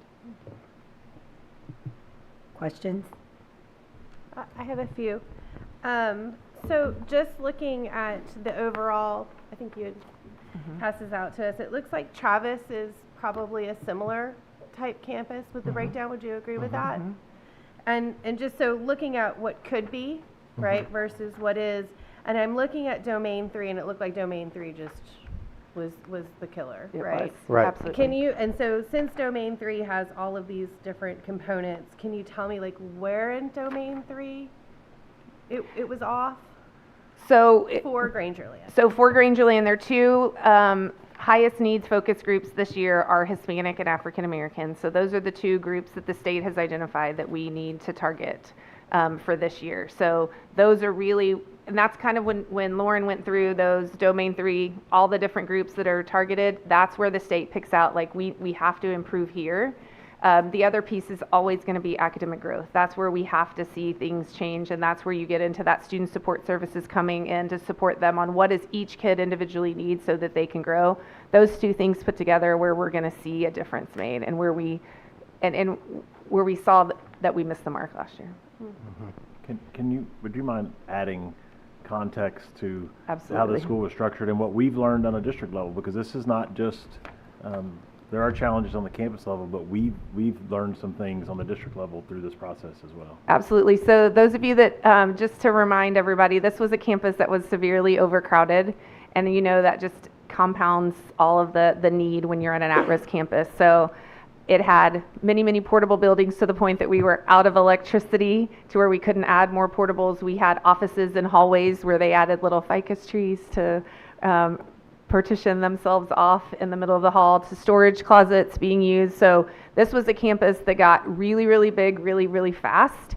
And when we split that campus, so then Veterans Memorial opened, and we split that campus pretty much evenly. Veterans has a few more kids built in for growth, but there wasn't a 3rd campus involved, basically.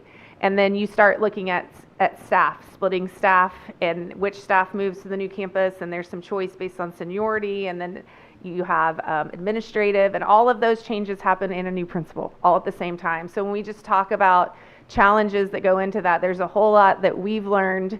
You know, every time we do something, we learn, and that's why we have lots of conversation about, okay, what system are we putting in place because we learned that? We don't just want to learn it, we want it to be something that moves forward. So for example, we learned from Gordon Reed Elementary, which was a title campus. When they first opened, we were really, really close to being comprehensive because domain 3 is so tough in your first year. So we learned, we put systems in place at Veterans Memorial to make sure that didn't happen. They were a B. It didn't happen. So yay, we learned. But what we've now learning is we have to pay as much attention to the campus that is split, right? So now what system are we putting in place that we're learning with the help of the amazing team at Grangerland who's helping us learn with them? We're learning alongside them because we're about to open another title campus, right? Campbell will be title. So we have to continue to learn from Gordon Reed and Veterans, but now we'll have Suchma. What did we learn from Stewart when we split Gordon Reed? So do you see where it's so important for us to continue to learn and apply that? We will learn from the virtual school, the high school component, when we open the new high school, right? And And our job is to not only just learn ourselves, but put systems in place. So I don't know if that answered. It's complicated. We also, when you're really tiny, Dr. Taylor will nod her head, I'm guessing, behind me. She was a principal at Travis for a long time, and they were an improvement required campus. When you're really small, every single percentage student counts a really high percentage point, right? So if you have a long-term sub, teacher out on maternity leave or have medical leave, and that we just saw like this snowball effect happen at Grangerland, and we're here and we're going to make adjustments, but it was, every number tells a story, and this story is a large story, but we have really, as Dr. Stickler mentioned, a principal that's been through an improvement required, has the team, as you can tell, that's here this evening to support that. But as a district, we own the learning alongside them, and we were committed to doing a better job as we learn and grow and split campuses. It's different opening a Heinz than it is, right, a Veterans Memorial. It's just different. I noticed that one of our high leverage needs is instructional leadership. Is this because we have a lot of new teachers at Grangerland? Is there a high teacher turnover there? It's a combination. There was a lot of change when we split the campus, lots of different change. There's also, when you have a school that's used to functioning a certain way under certain leadership for a very long time, we have an amazing principal that retired. I believe she taught there, was the AP there, was a principal there. She is beloved in that community. She knows everything about, she helped us with rezoning so much because she knew the mail lady told her that, I'm telling you, it's a real story. Mail lady told her that there was a development coming in, and she was right. So when you have that change, that's shocking, right? You know teachers, we get in our routines, and then all of a sudden their world kind of gets turned upside down. So I would say we had a combination of new and really late hires. When we're splitting a campus, they had to hire late. We had a lot of leave there. And so how do we help the instructional team coach all of those different types of people, and what systems do we put in place to help them? Because we have to do it at such a quick pace, right? A lot of times we're like, we want to move slowly. We want people to have time to acclimate and kind of, we don't want to overwhelm people. Well, we just kind of push the gas pedal a little bit on this plan. So. And those aren't excuses. Those are problems we've identified that we have to get better at, and which are important lessons for us, because we are, as we continue to grow, we're going to open many more schools in East County. So they're highly at risk, and then East County is unique in its own regard because of hiring challenges that exist in East County that don't exist even here in Conroe, the school that may be highly at risk, but it doesn't have the same hiring challenges. And so even Dr. Medford mentioned, even the idea of like when a teacher resigns, does the vacancy go to the new school or the established school? There were a lot of things that on our level we treated as we always have, but as we always have has been opening schools in non-ECODIS areas, and that were easier to staff, and so we didn't help. No. But some of our practices did not help put them in the greatest situation. That's why I said we need to own our portion of this as well, but they're lessons that we've learned. But so we'll do it differently now moving forward, because we've learned this. And as you said, Gordon Reed, we saw the new school struggle, so we were doing a whole lot of looking at the new school and making sure they were good, and then all of a sudden we turned and went, this one we didn't do all the things. So it's just, like I said, they're not excuses because we own it. It's just reality, learning. Well, I loved what I saw when I visited Veterans Memorial. I thought they were doing a really great job. And since they have such similar student populations, I know you can't duplicate what they're doing there, but it seems like, they've got some really good systems in place. So I was wondering, I know you guys talked about kind of doing that. Are we bringing some of those systems over to Grangerland? Yeah. So those systems, sorry. Yeah, well, I just want to mention too, one advantage you have at a new school is you get to establish all the culture. Yeah, you get to make You hired every teacher that's there. By the mascot. Everybody walked into the same room. We all established the same rules, the same. So, yes, there are things that we can replicate. I think above everything, and I guess she's hiding because I don't see her. She's strategically sitting where I can't see her out there, Dr. Pearson. But,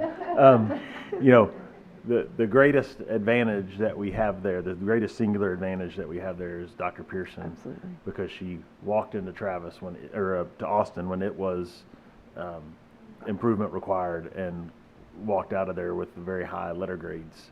So she's done it, and but it does take time. I mean, you have to build it. And so while demographically those two schools look very similar, one is very rooted and long-standing. It takes time to change things, and one got to create its own world immediately. So it's just something you have to, all of it's complex, right? None of it's as simple as the paper would tell you, but.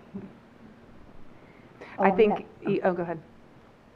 No, I was going to do a follow-up kind of on your first question that you asked, and Trustee Horton over here conceded to me on it because my question was along that. She has one too next. But I do have a question regarding the staffing there. How many, and you may not know this, I mean, you probably do because you guys have studied this campus extensively, but how many of our teachers there are alt certified, and how many are 5 years or less? Oh gosh, I don't know that, Dr. Pearson.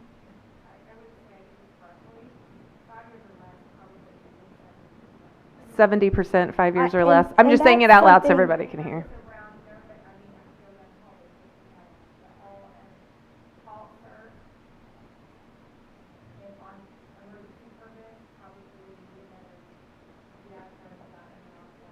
Another third of that amount are emergency permits or alt cert. Okay, and that goes to a lot of work that has to go into that as well. You don't have the veteran staff to help mentor, to be a resource, so that's going to be a hit as well. And how many of those elementary which elementary schools feed into Grangerland? San Jack, Hope, Milam. Is that it? I got them? Yes.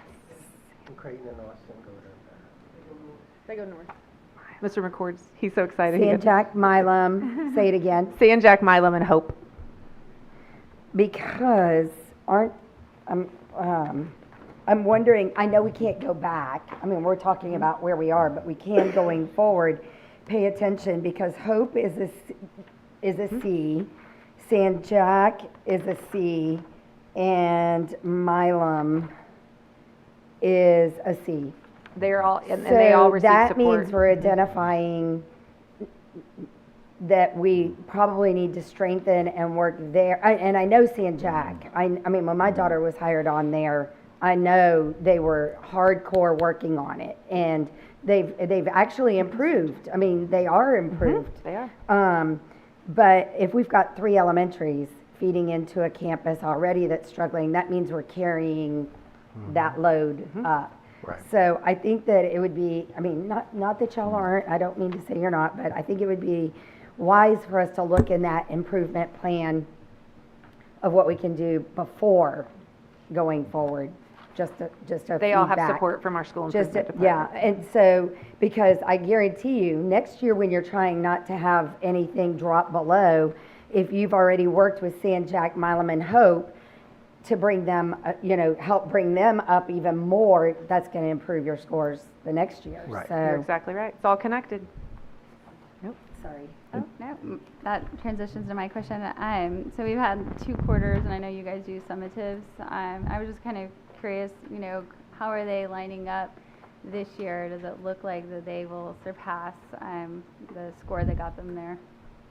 Yes, we feel really confident. I can let Mr. Fuller jump in. We're definitely seeing those gains, and I think President Odenwiller made the exact connection to our targeted goal, right, of that observation and feedback, because we see the youth of the classroom, and that's where we know we have to make sure that we're giving them feedback so we're moving and progressing forward.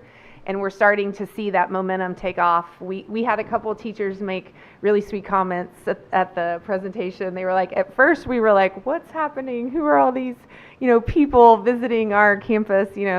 Sometimes some of us are beloved when we show up, and some of us are like, oh no, what happened? It's okay. We can't all be Reader Man and give awards, but it's okay. But her comment was, I see now, and it's helping. And so I think that that's where you're really going to start to see that momentum take shape. So it's tough. I'm not going to pretend. Scores are kind of They're trending in the right direction. We're starting to see some momentum. So I stare at a screen a lot, and I look at trends and what's happening, over all the schools. and I can look and see if it's in red or green and what's happening. And the trend right now is good, you know, especially with the language arts part.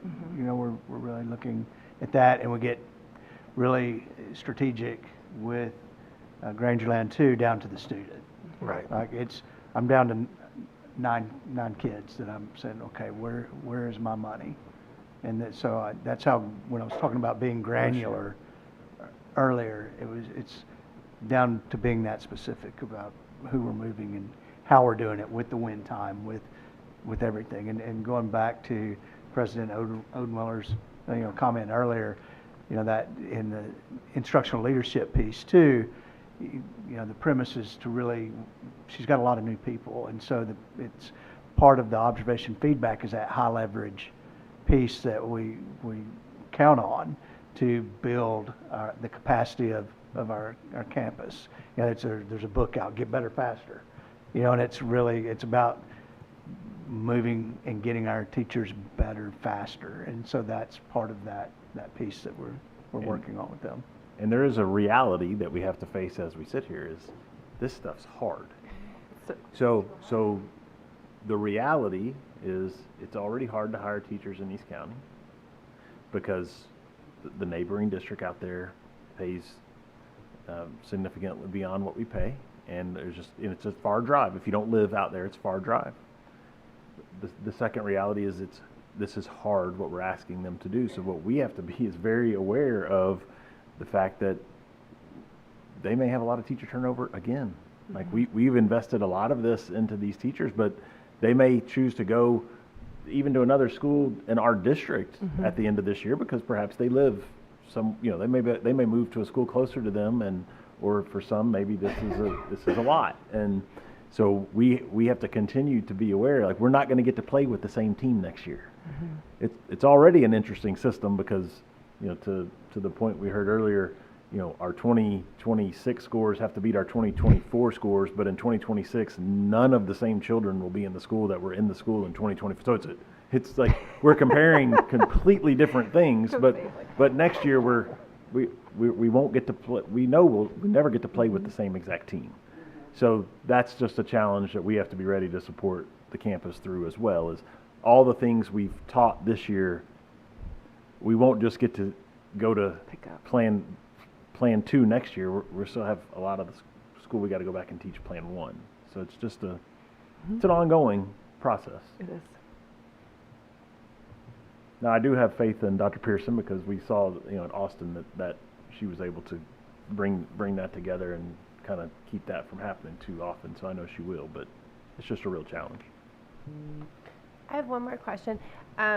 What part do you think, like for instance, just since we're talking about Grangerland, curriculum plays into it? I know we talk a lot about instruction, but the curriculum that they use is important to you. How do you identify where that might be an opportunity as well? I think you see, and when we shared the previous presentation, right, the scores that we're seeing on other campuses, a lot of times you can attribute that to who buys into that high grade level material, utilizing what we provide. A lot of times, teachers, I love them. I was one where you're like, I want to help you, and so I want to make it easier, and we know that that's not what's best. So what we see across the district is the places that are like, I believe that you can reach this bar, and then I'll scaffold, and I'll support you, and I'll do all the things, but my expectation is here. You can see through some of our highest at-risk campuses with really high letter grades. It's that mindset of, and so I think that's why when we bring in our curriculum instruction department, we help them plan. That's because when they're planning with that level of end in mind, we see really great things. So we have 5th grade math, science, and RLA. We have 6th grade math and RLA. And we have district coaches that plan with all of those teams to ensure that they're utilizing our district curriculum. Not only are they there just for the planning, they also help, like we were talking about earlier with that feedback cycle. But we do have the district personnel in every one of those planning meetings. And we've shared, and I think even Dr. Upshall's team, when they had their last presentation, we know that an area, again, when we talk about what do we own, how do we get better, this is an example of when we talk about we need to help our new teachers with the number of resources we have. So we know that, which is why we send the people to help them. Here's what we're going to walk you through. Here's why we picked it. We do coach them along the way, and they have input and feedback. But we know that's an area for us, and we have the plan kind of moving forward to do that. So as I mentioned with President Odenwiller's comment, it's all connected, and we're constantly evaluating and pushing back and having fun together across the departments where we start to uncover these places where we can improve, and then how do we put that in place in a manner that's the most positive for all of our kids in a way that we can honestly, as Dr. Knoll mentioned, like it's really hard. And we have to be able to be available and to be able to support the campuses and the administrators through all of these changes and processes. But to your point, we know that that's an area, but we're not waiting, right? We're giving them that level of support. It kind of lends itself to, we talked about instructional coaches, what we call Mr. Fuller's team unofficially is like they're the principal coaches. We have instructional coaches that support the teacher who's supporting the principal. As you mentioned, there's so much that's coming at them. They're involved in rezoning, and they have the door audits, and we have to, right, it's school improvement, and it's, are we going to have new assessment, and, right, we have to talk, we need parents, and we're in ARDS, all of the things that they do. So who helps comes by and says, what you working on? How can you help? Well, I noticed this. What's our plan for that? How do we put this in front of the other?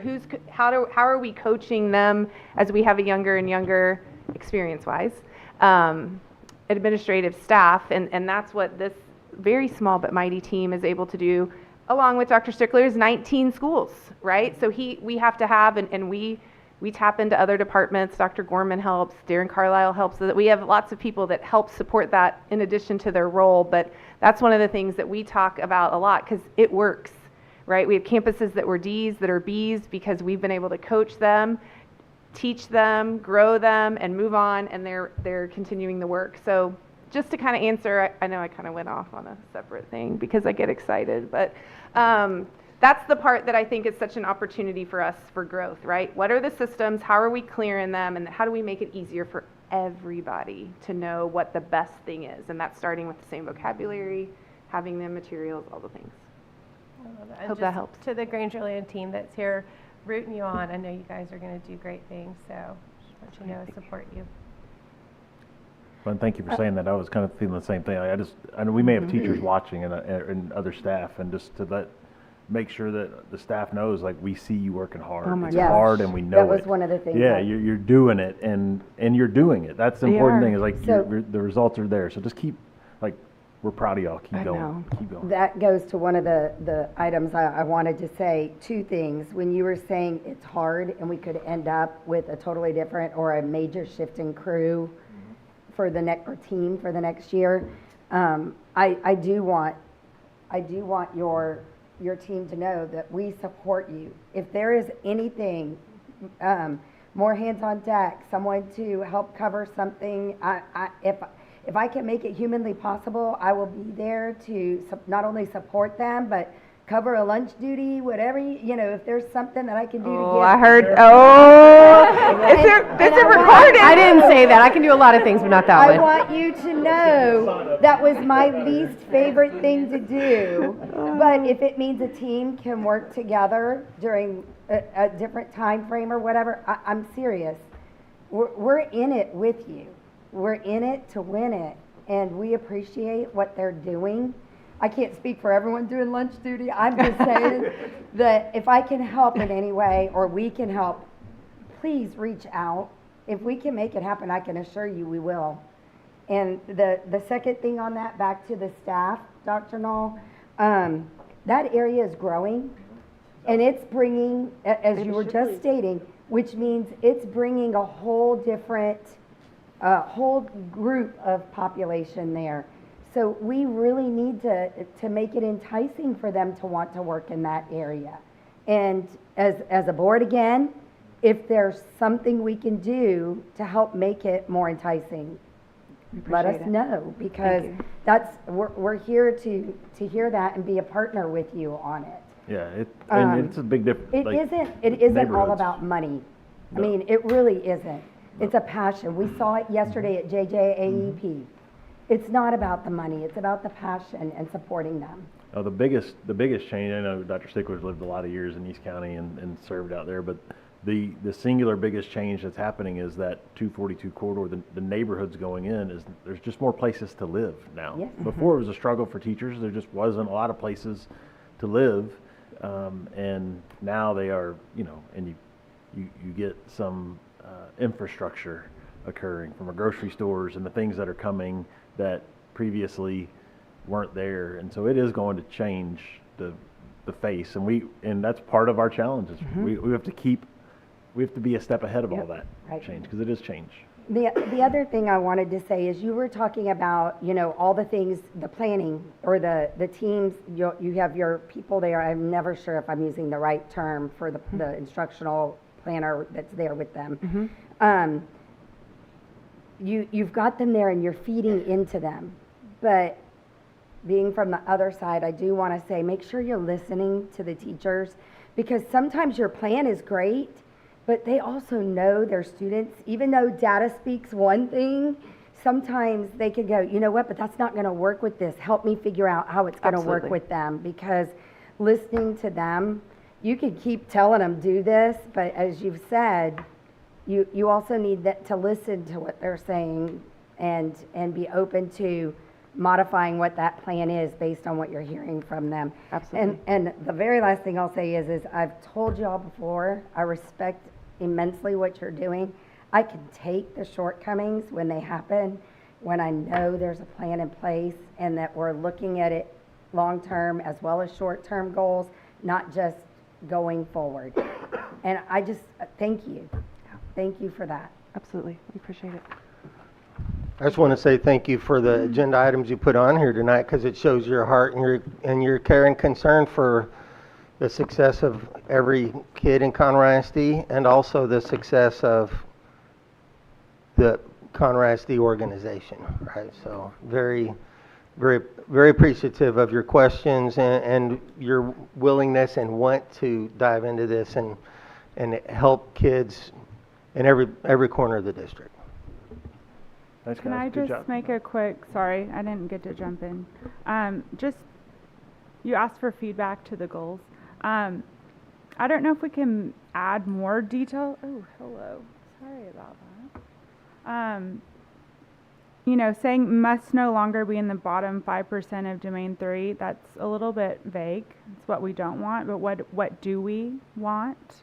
If we can be more specific with that and maybe add more detail from the campus improvement plan. I'm not sure what the state requires, how much detail they require, It's but a drop down. Oh, We select a drop down and there's a It's couple literally of a check drop boxes. down. I'm just being honest. It's like I'm just being 6 honest. questions and they're all check boxes. But that's why we tried to make it cute for you tonight. So when I bring it back next week, month, weeks, 2 weeks, I'm just going to show you the 2 slides that really encompass what the plan is that we turn in. But I will be glad to give some fair of enough, fair enough. the campus improvement plan. And then, in terms of, I know it's hard to, we don't know the answer fully, but time frame of when we can expect to go from a D to, a C. What's a realist? And I know that's a hard question to answer, but just a time frame. Is this like multi-year? I'm hoping for May. Yeah. Right. To get to a C? Yes. An overall rating of a C? Yes. I mean, Okay. so it's It's a stretch, but- it's a stretch, but it's doable. It's not out of reach to do that. And keeping that is and maintaining is the hard part. But getting there, I really think that we can do that. Like I said, it might be a little bit of a It's a stretch. little bit of a stretch, but Okay, I'm going to hold you to it. I was about to say, please don't come hunt me down. speaking of being recorded, I know, right? Remember when they were recording my lunch duty thing? I felt that. Bus duty, lunch duty. Well, like Lauren, the lady who was up here earlier, is incredible at drilling down and finding specific, we can help these 5 kids in this area and these 7 kids in this area and these 6 kids in this area, and we can really get them, it's like playing Moneyball, like the baseball movie, for those scores to change. Now, we want every kid to be successful and every student to grow. There's very specific situations that can get us a lot of points with some very specific kids, and so we have drilled down to that, and we are focused on those areas. Okay, excellent. Thank you. Any other questions? Are we good to move on? All right, so thank you all again very much. Thank you, Grangerland. To all of you, your entire team at the school and all. Item 3D, consider revisions to local board policy AE, educational philosophy. So, trustee, Yeah, just to kind of catch you up, we sent out 3 different drafts. So we had a draft at last month's meeting.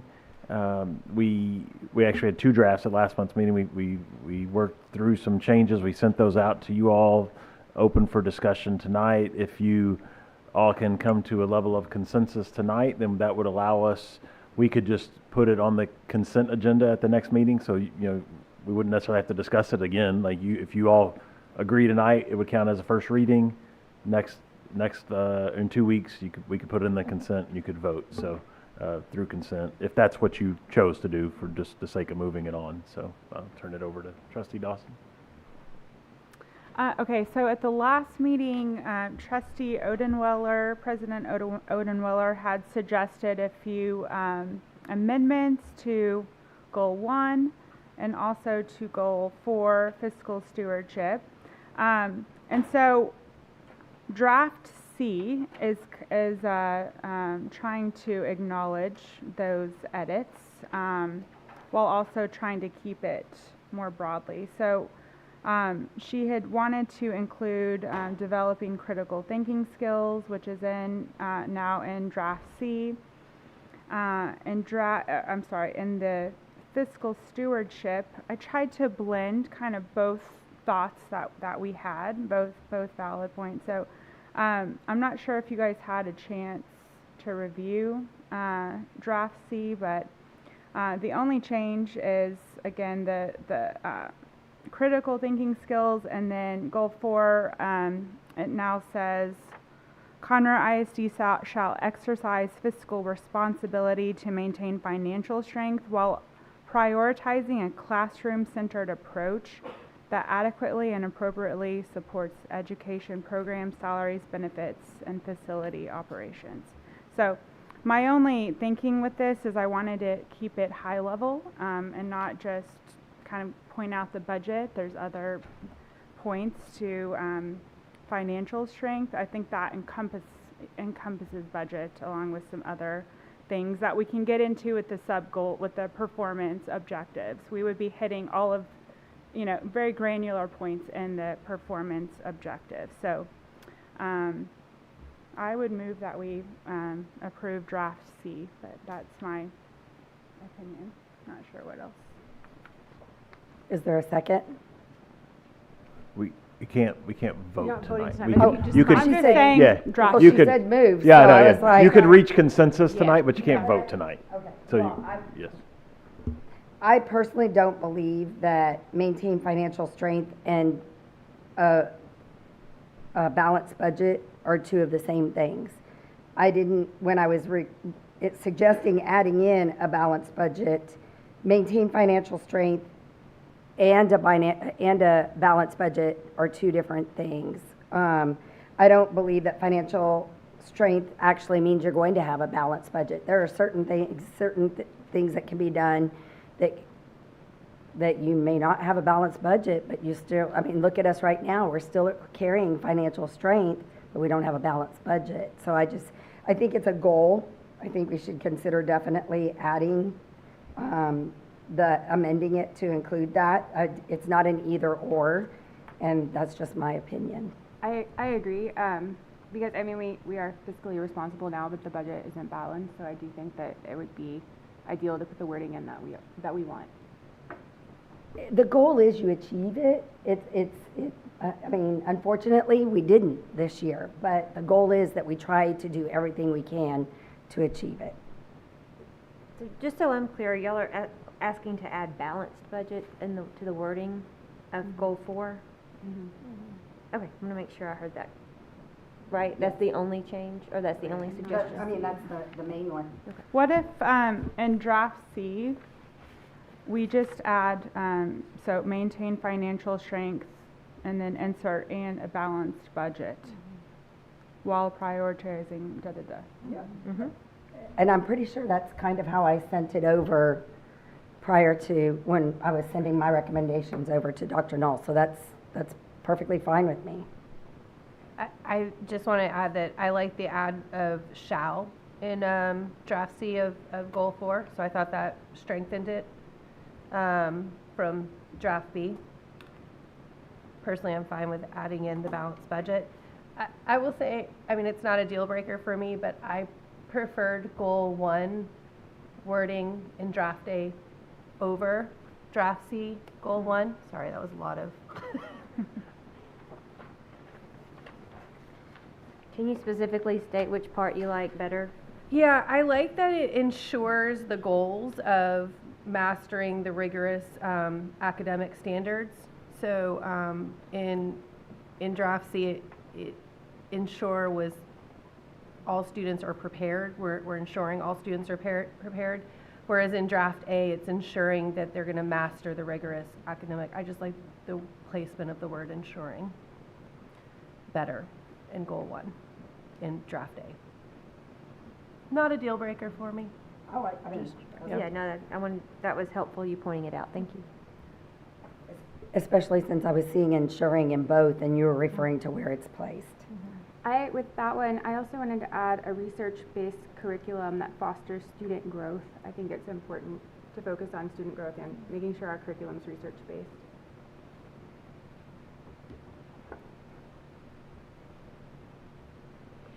Ms. Gladys, can I ask you if this is something that, so these suggestions that are coming from multiple trustees, if they send them to you, can you incorporate this? We can, it's going to delay us again.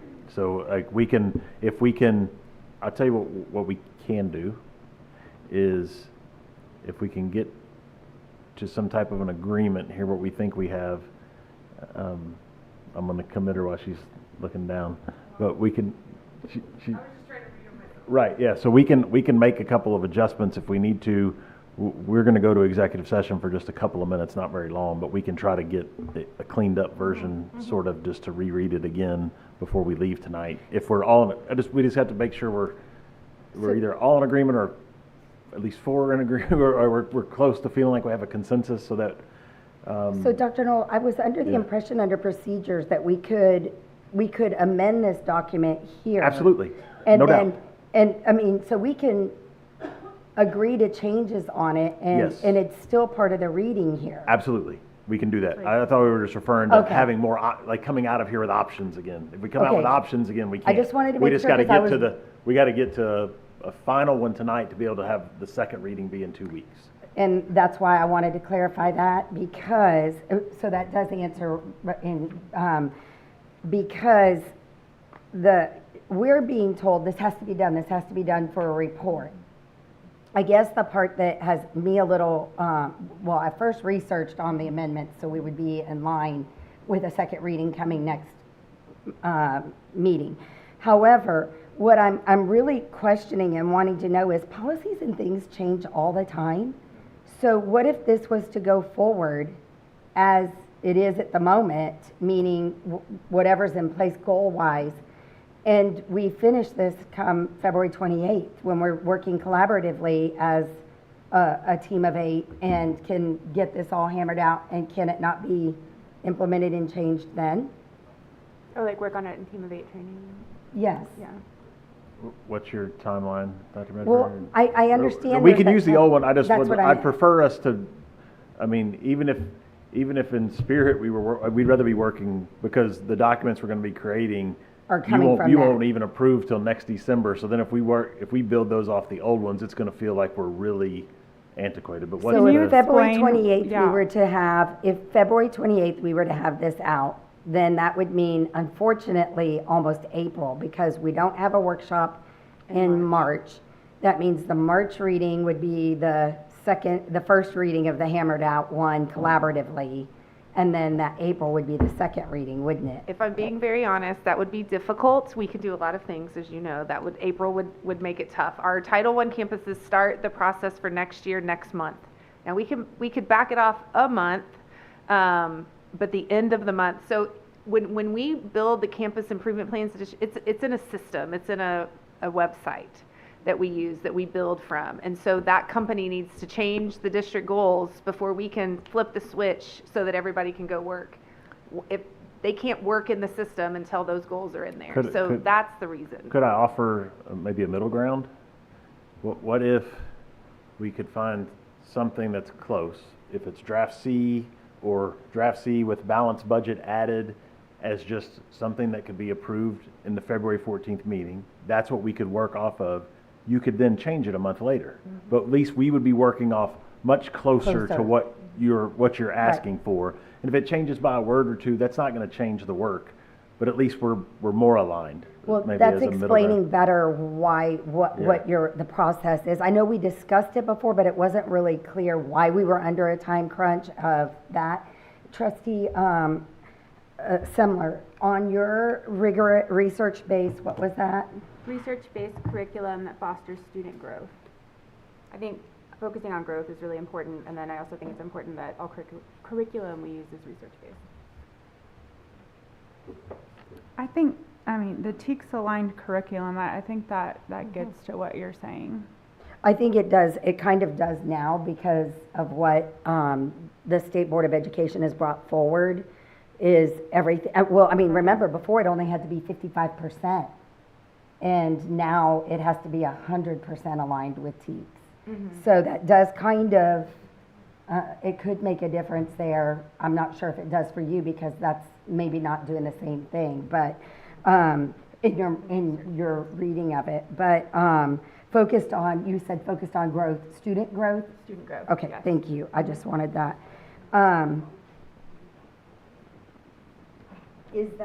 Is that your main, I mean, when you've looked through this, is that something that, if something along that lines was added, would that be something you would be good with draft C and that? Yes, I also wanted to work on the recruitment, development, and retention of staff a little bit. So I think, that's important right now. That is huge, but let me ask you, Dr. Medford, on this. On the recruitment on goal 2, would that critically impact you if we start with where it is right now and maybe tweak it some come February 28th?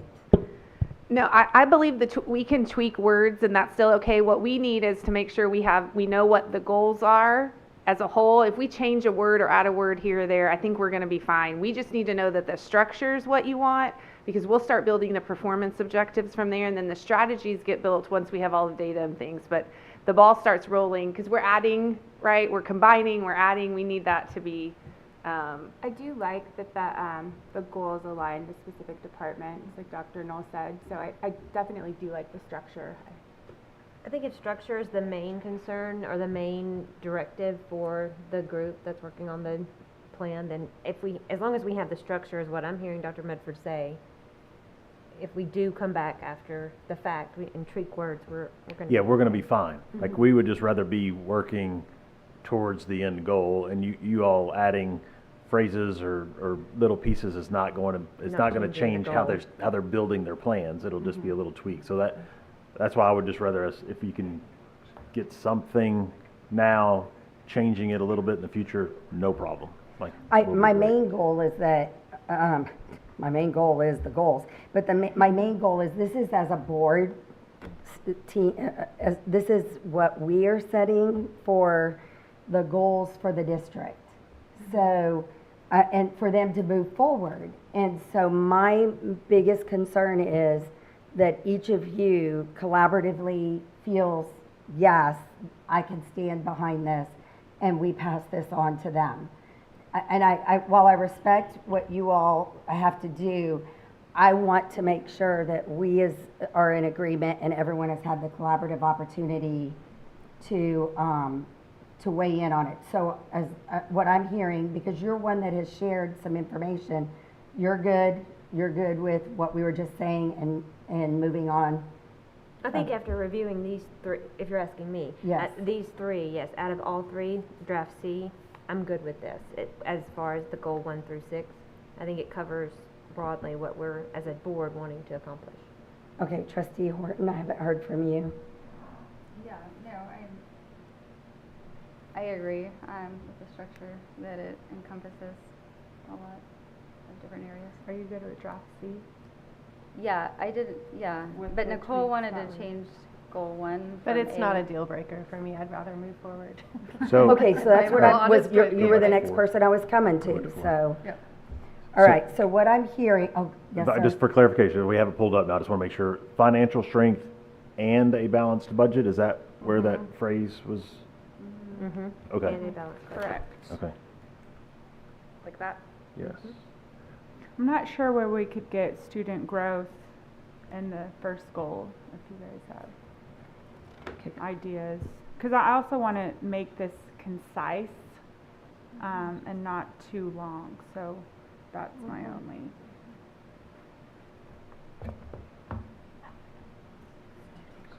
You just add a sentence to the end, reading something about research-based.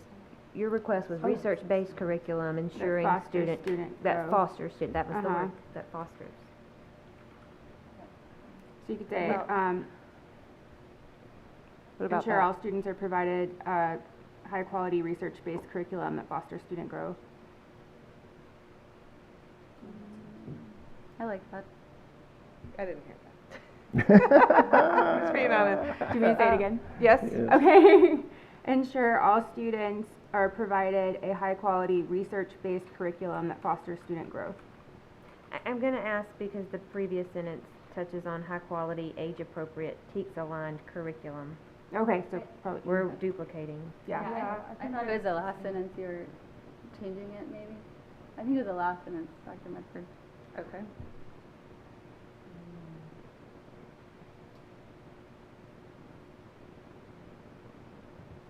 Do a high quality research based, right? Curriculum, I thought we were adding a sentence. I'm sorry. is that right? I'm asking. I just feel like that's redundant curriculum with at the end. TEKS-aligned curriculum. High quality research based, age appropriate, TEKS aligned curriculum that, right? Yeah, we'd either have to keep that or replace it. Would Fosters student growth. I do think research-based and TEKS-aligned isn't the same necessarily. But I mean, if everyone else is okay with it, we can move forward. I just think research-based is important. There's a lot going on in goal 1, but I think it's the most important one, Yes, so. that's what we do. But if we could, yeah, and. But there's also, we don't want to forget that there's performance goals under that's going to define all of these in much more detail. So I just want to throw that out there. This is the shell that will be used to create all of the detail underneath it. I think though, with curriculum, that's what moves the growth. And I think you want to make sure that you're using something that has substantial data behind it, that it shows that, students grow through it. Yeah. I like including research-based in addition to TEKS-aligned, just. Could I ask this question? The term research-based and being TEKS aligned, do they not encompass high quality and age appropriate? They probably do. Definitely leave Right. age appropriate. I mean, I think they would encompass those two phrases, like you could eliminate those two phrases and they would be captured by research-based and TEKS aligned? Potentially? I would like to keep age appropriate. I would Okay. very much like to keep age Okay. appropriate. I think that's separate than what you're talking about. But yes, I agree with the other points. Because well, currently there is curriculum out there that isn't technically age appropriate. I'm not saying it's awful. I'm just saying that it's maybe in our curriculum, and we may not be necessarily teaching it, but a teacher could pull it out. Okay, all right, I'm just So- trying to help. So what was your suggestion? Take out.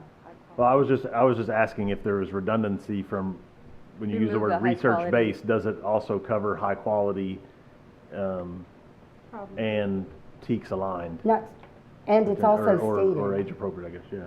it's also stated, State Board of Education is, and the state has required high-quality instructional materials, so it's a given too.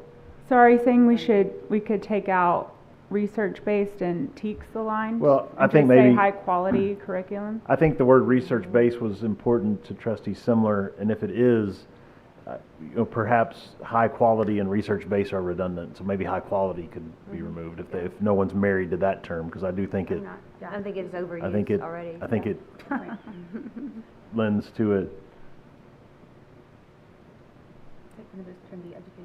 Yeah, very much. Again, I just want to make sure everyone, that this is a collaborative thing, because this is speaking for all of us of why we're here. And it's very important. This is what drives everything, why people put us here. So I just want to make sure that you are comfortable with what we're putting forward. And I do appreciate, Trustee Dawson, I really do appreciate that you started with this, because we were struggling with multiple different things. So I do thank you, but I do want it to be collaborative. I think that's what we're doing right now. No, that's what I was thanking you for starting with it. Can you, maybe, yeah, squeeze it there.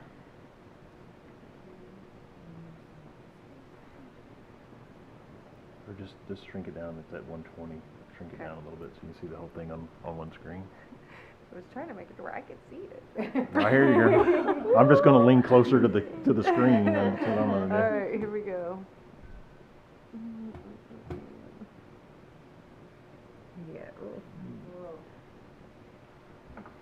I'm fine taking out TEKS aligned curriculum. It's just a lot of words there. Oh, almost made it. I put that There in we go. there initially, so if you guys would rather just have the research-based, high quality, I think that, We took out high quality.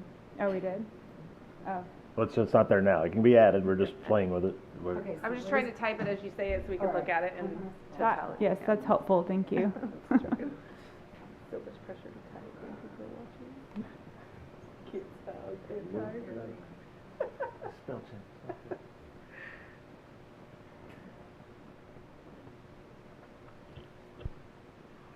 For recruitment, development, and retention of staff, could we put create a positive organizational culture in there somewhere?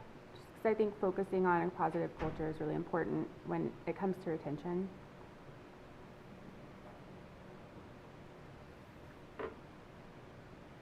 Where do you want that added? At the end, maybe? In a positive? Could you add it at the end as part of that sentence? Yeah, we could say like by creating specific behavioral wait, sorry, I'm on the wrong one.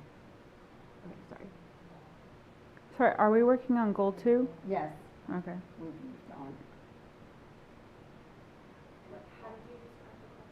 Positive. Just by creating a positive organizational culture. Mm-hmm. Right, so efficiently in a positive, organized. Who deliver instruction, comma, manage teams and resources, comma, manage teams and resources in an efficiently and positive organizational culture.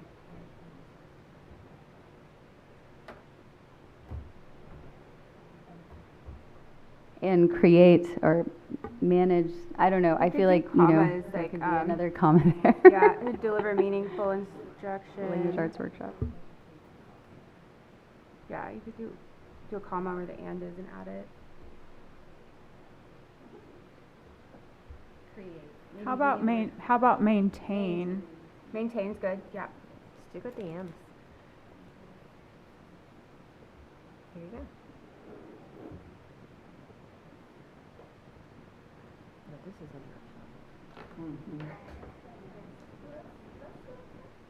It's not bad. This is a workshop. This is the workshop.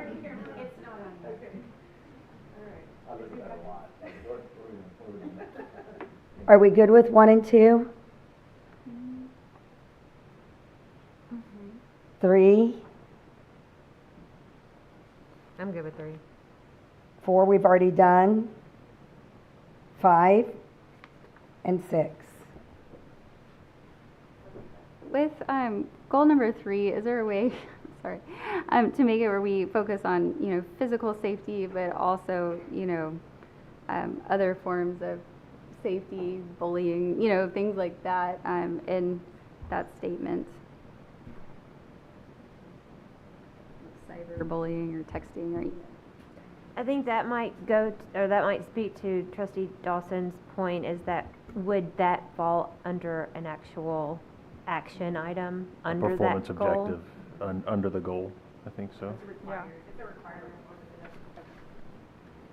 Just to be clear, what was the term you called it? Like a performance objective, so all of these are going to have a long list of things underneath them. So could These that are the- terminology be included in one of that? Oh, It's a it will. requirement. It must be. Okay, Yes, great. it has to be. So if that's the case, just tell us, so. Bullying's a requirement for the district improvement. All right, so are we good? Okay, so 5 and 6, are we good? And this is what workshops do. Thank you for working with us, Dr. Medford. And especially since you were able to put it in real time, because everyone was able to get it down. So is everyone good with that? Can we move on? Yeah. All right. So moving on to the next item on our agenda, it is executive session. And prior to, we need to state that the board will go into closed session pursuant to Texas Government Code Sections 551.076 to consider the deployment or specific occasions for implementation of security personnel or devices, and 551.089 deliberation regarding security devices or security audits, including any findings regarding the 2024-2025 intruder detection audits. Any action, vote, or decision of the board with regard to any matters discussed in closed session will be made when the board returns to open session. The time is 8:32.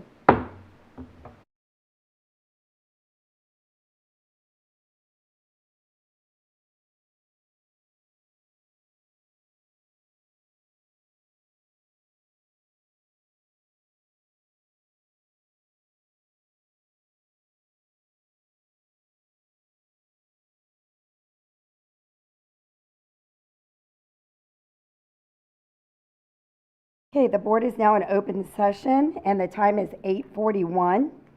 The next item on the agenda is to adjourn. Do I have a motion? So moved. So moved. Second. Okay, the time is 8:41, and this meeting is adjourned.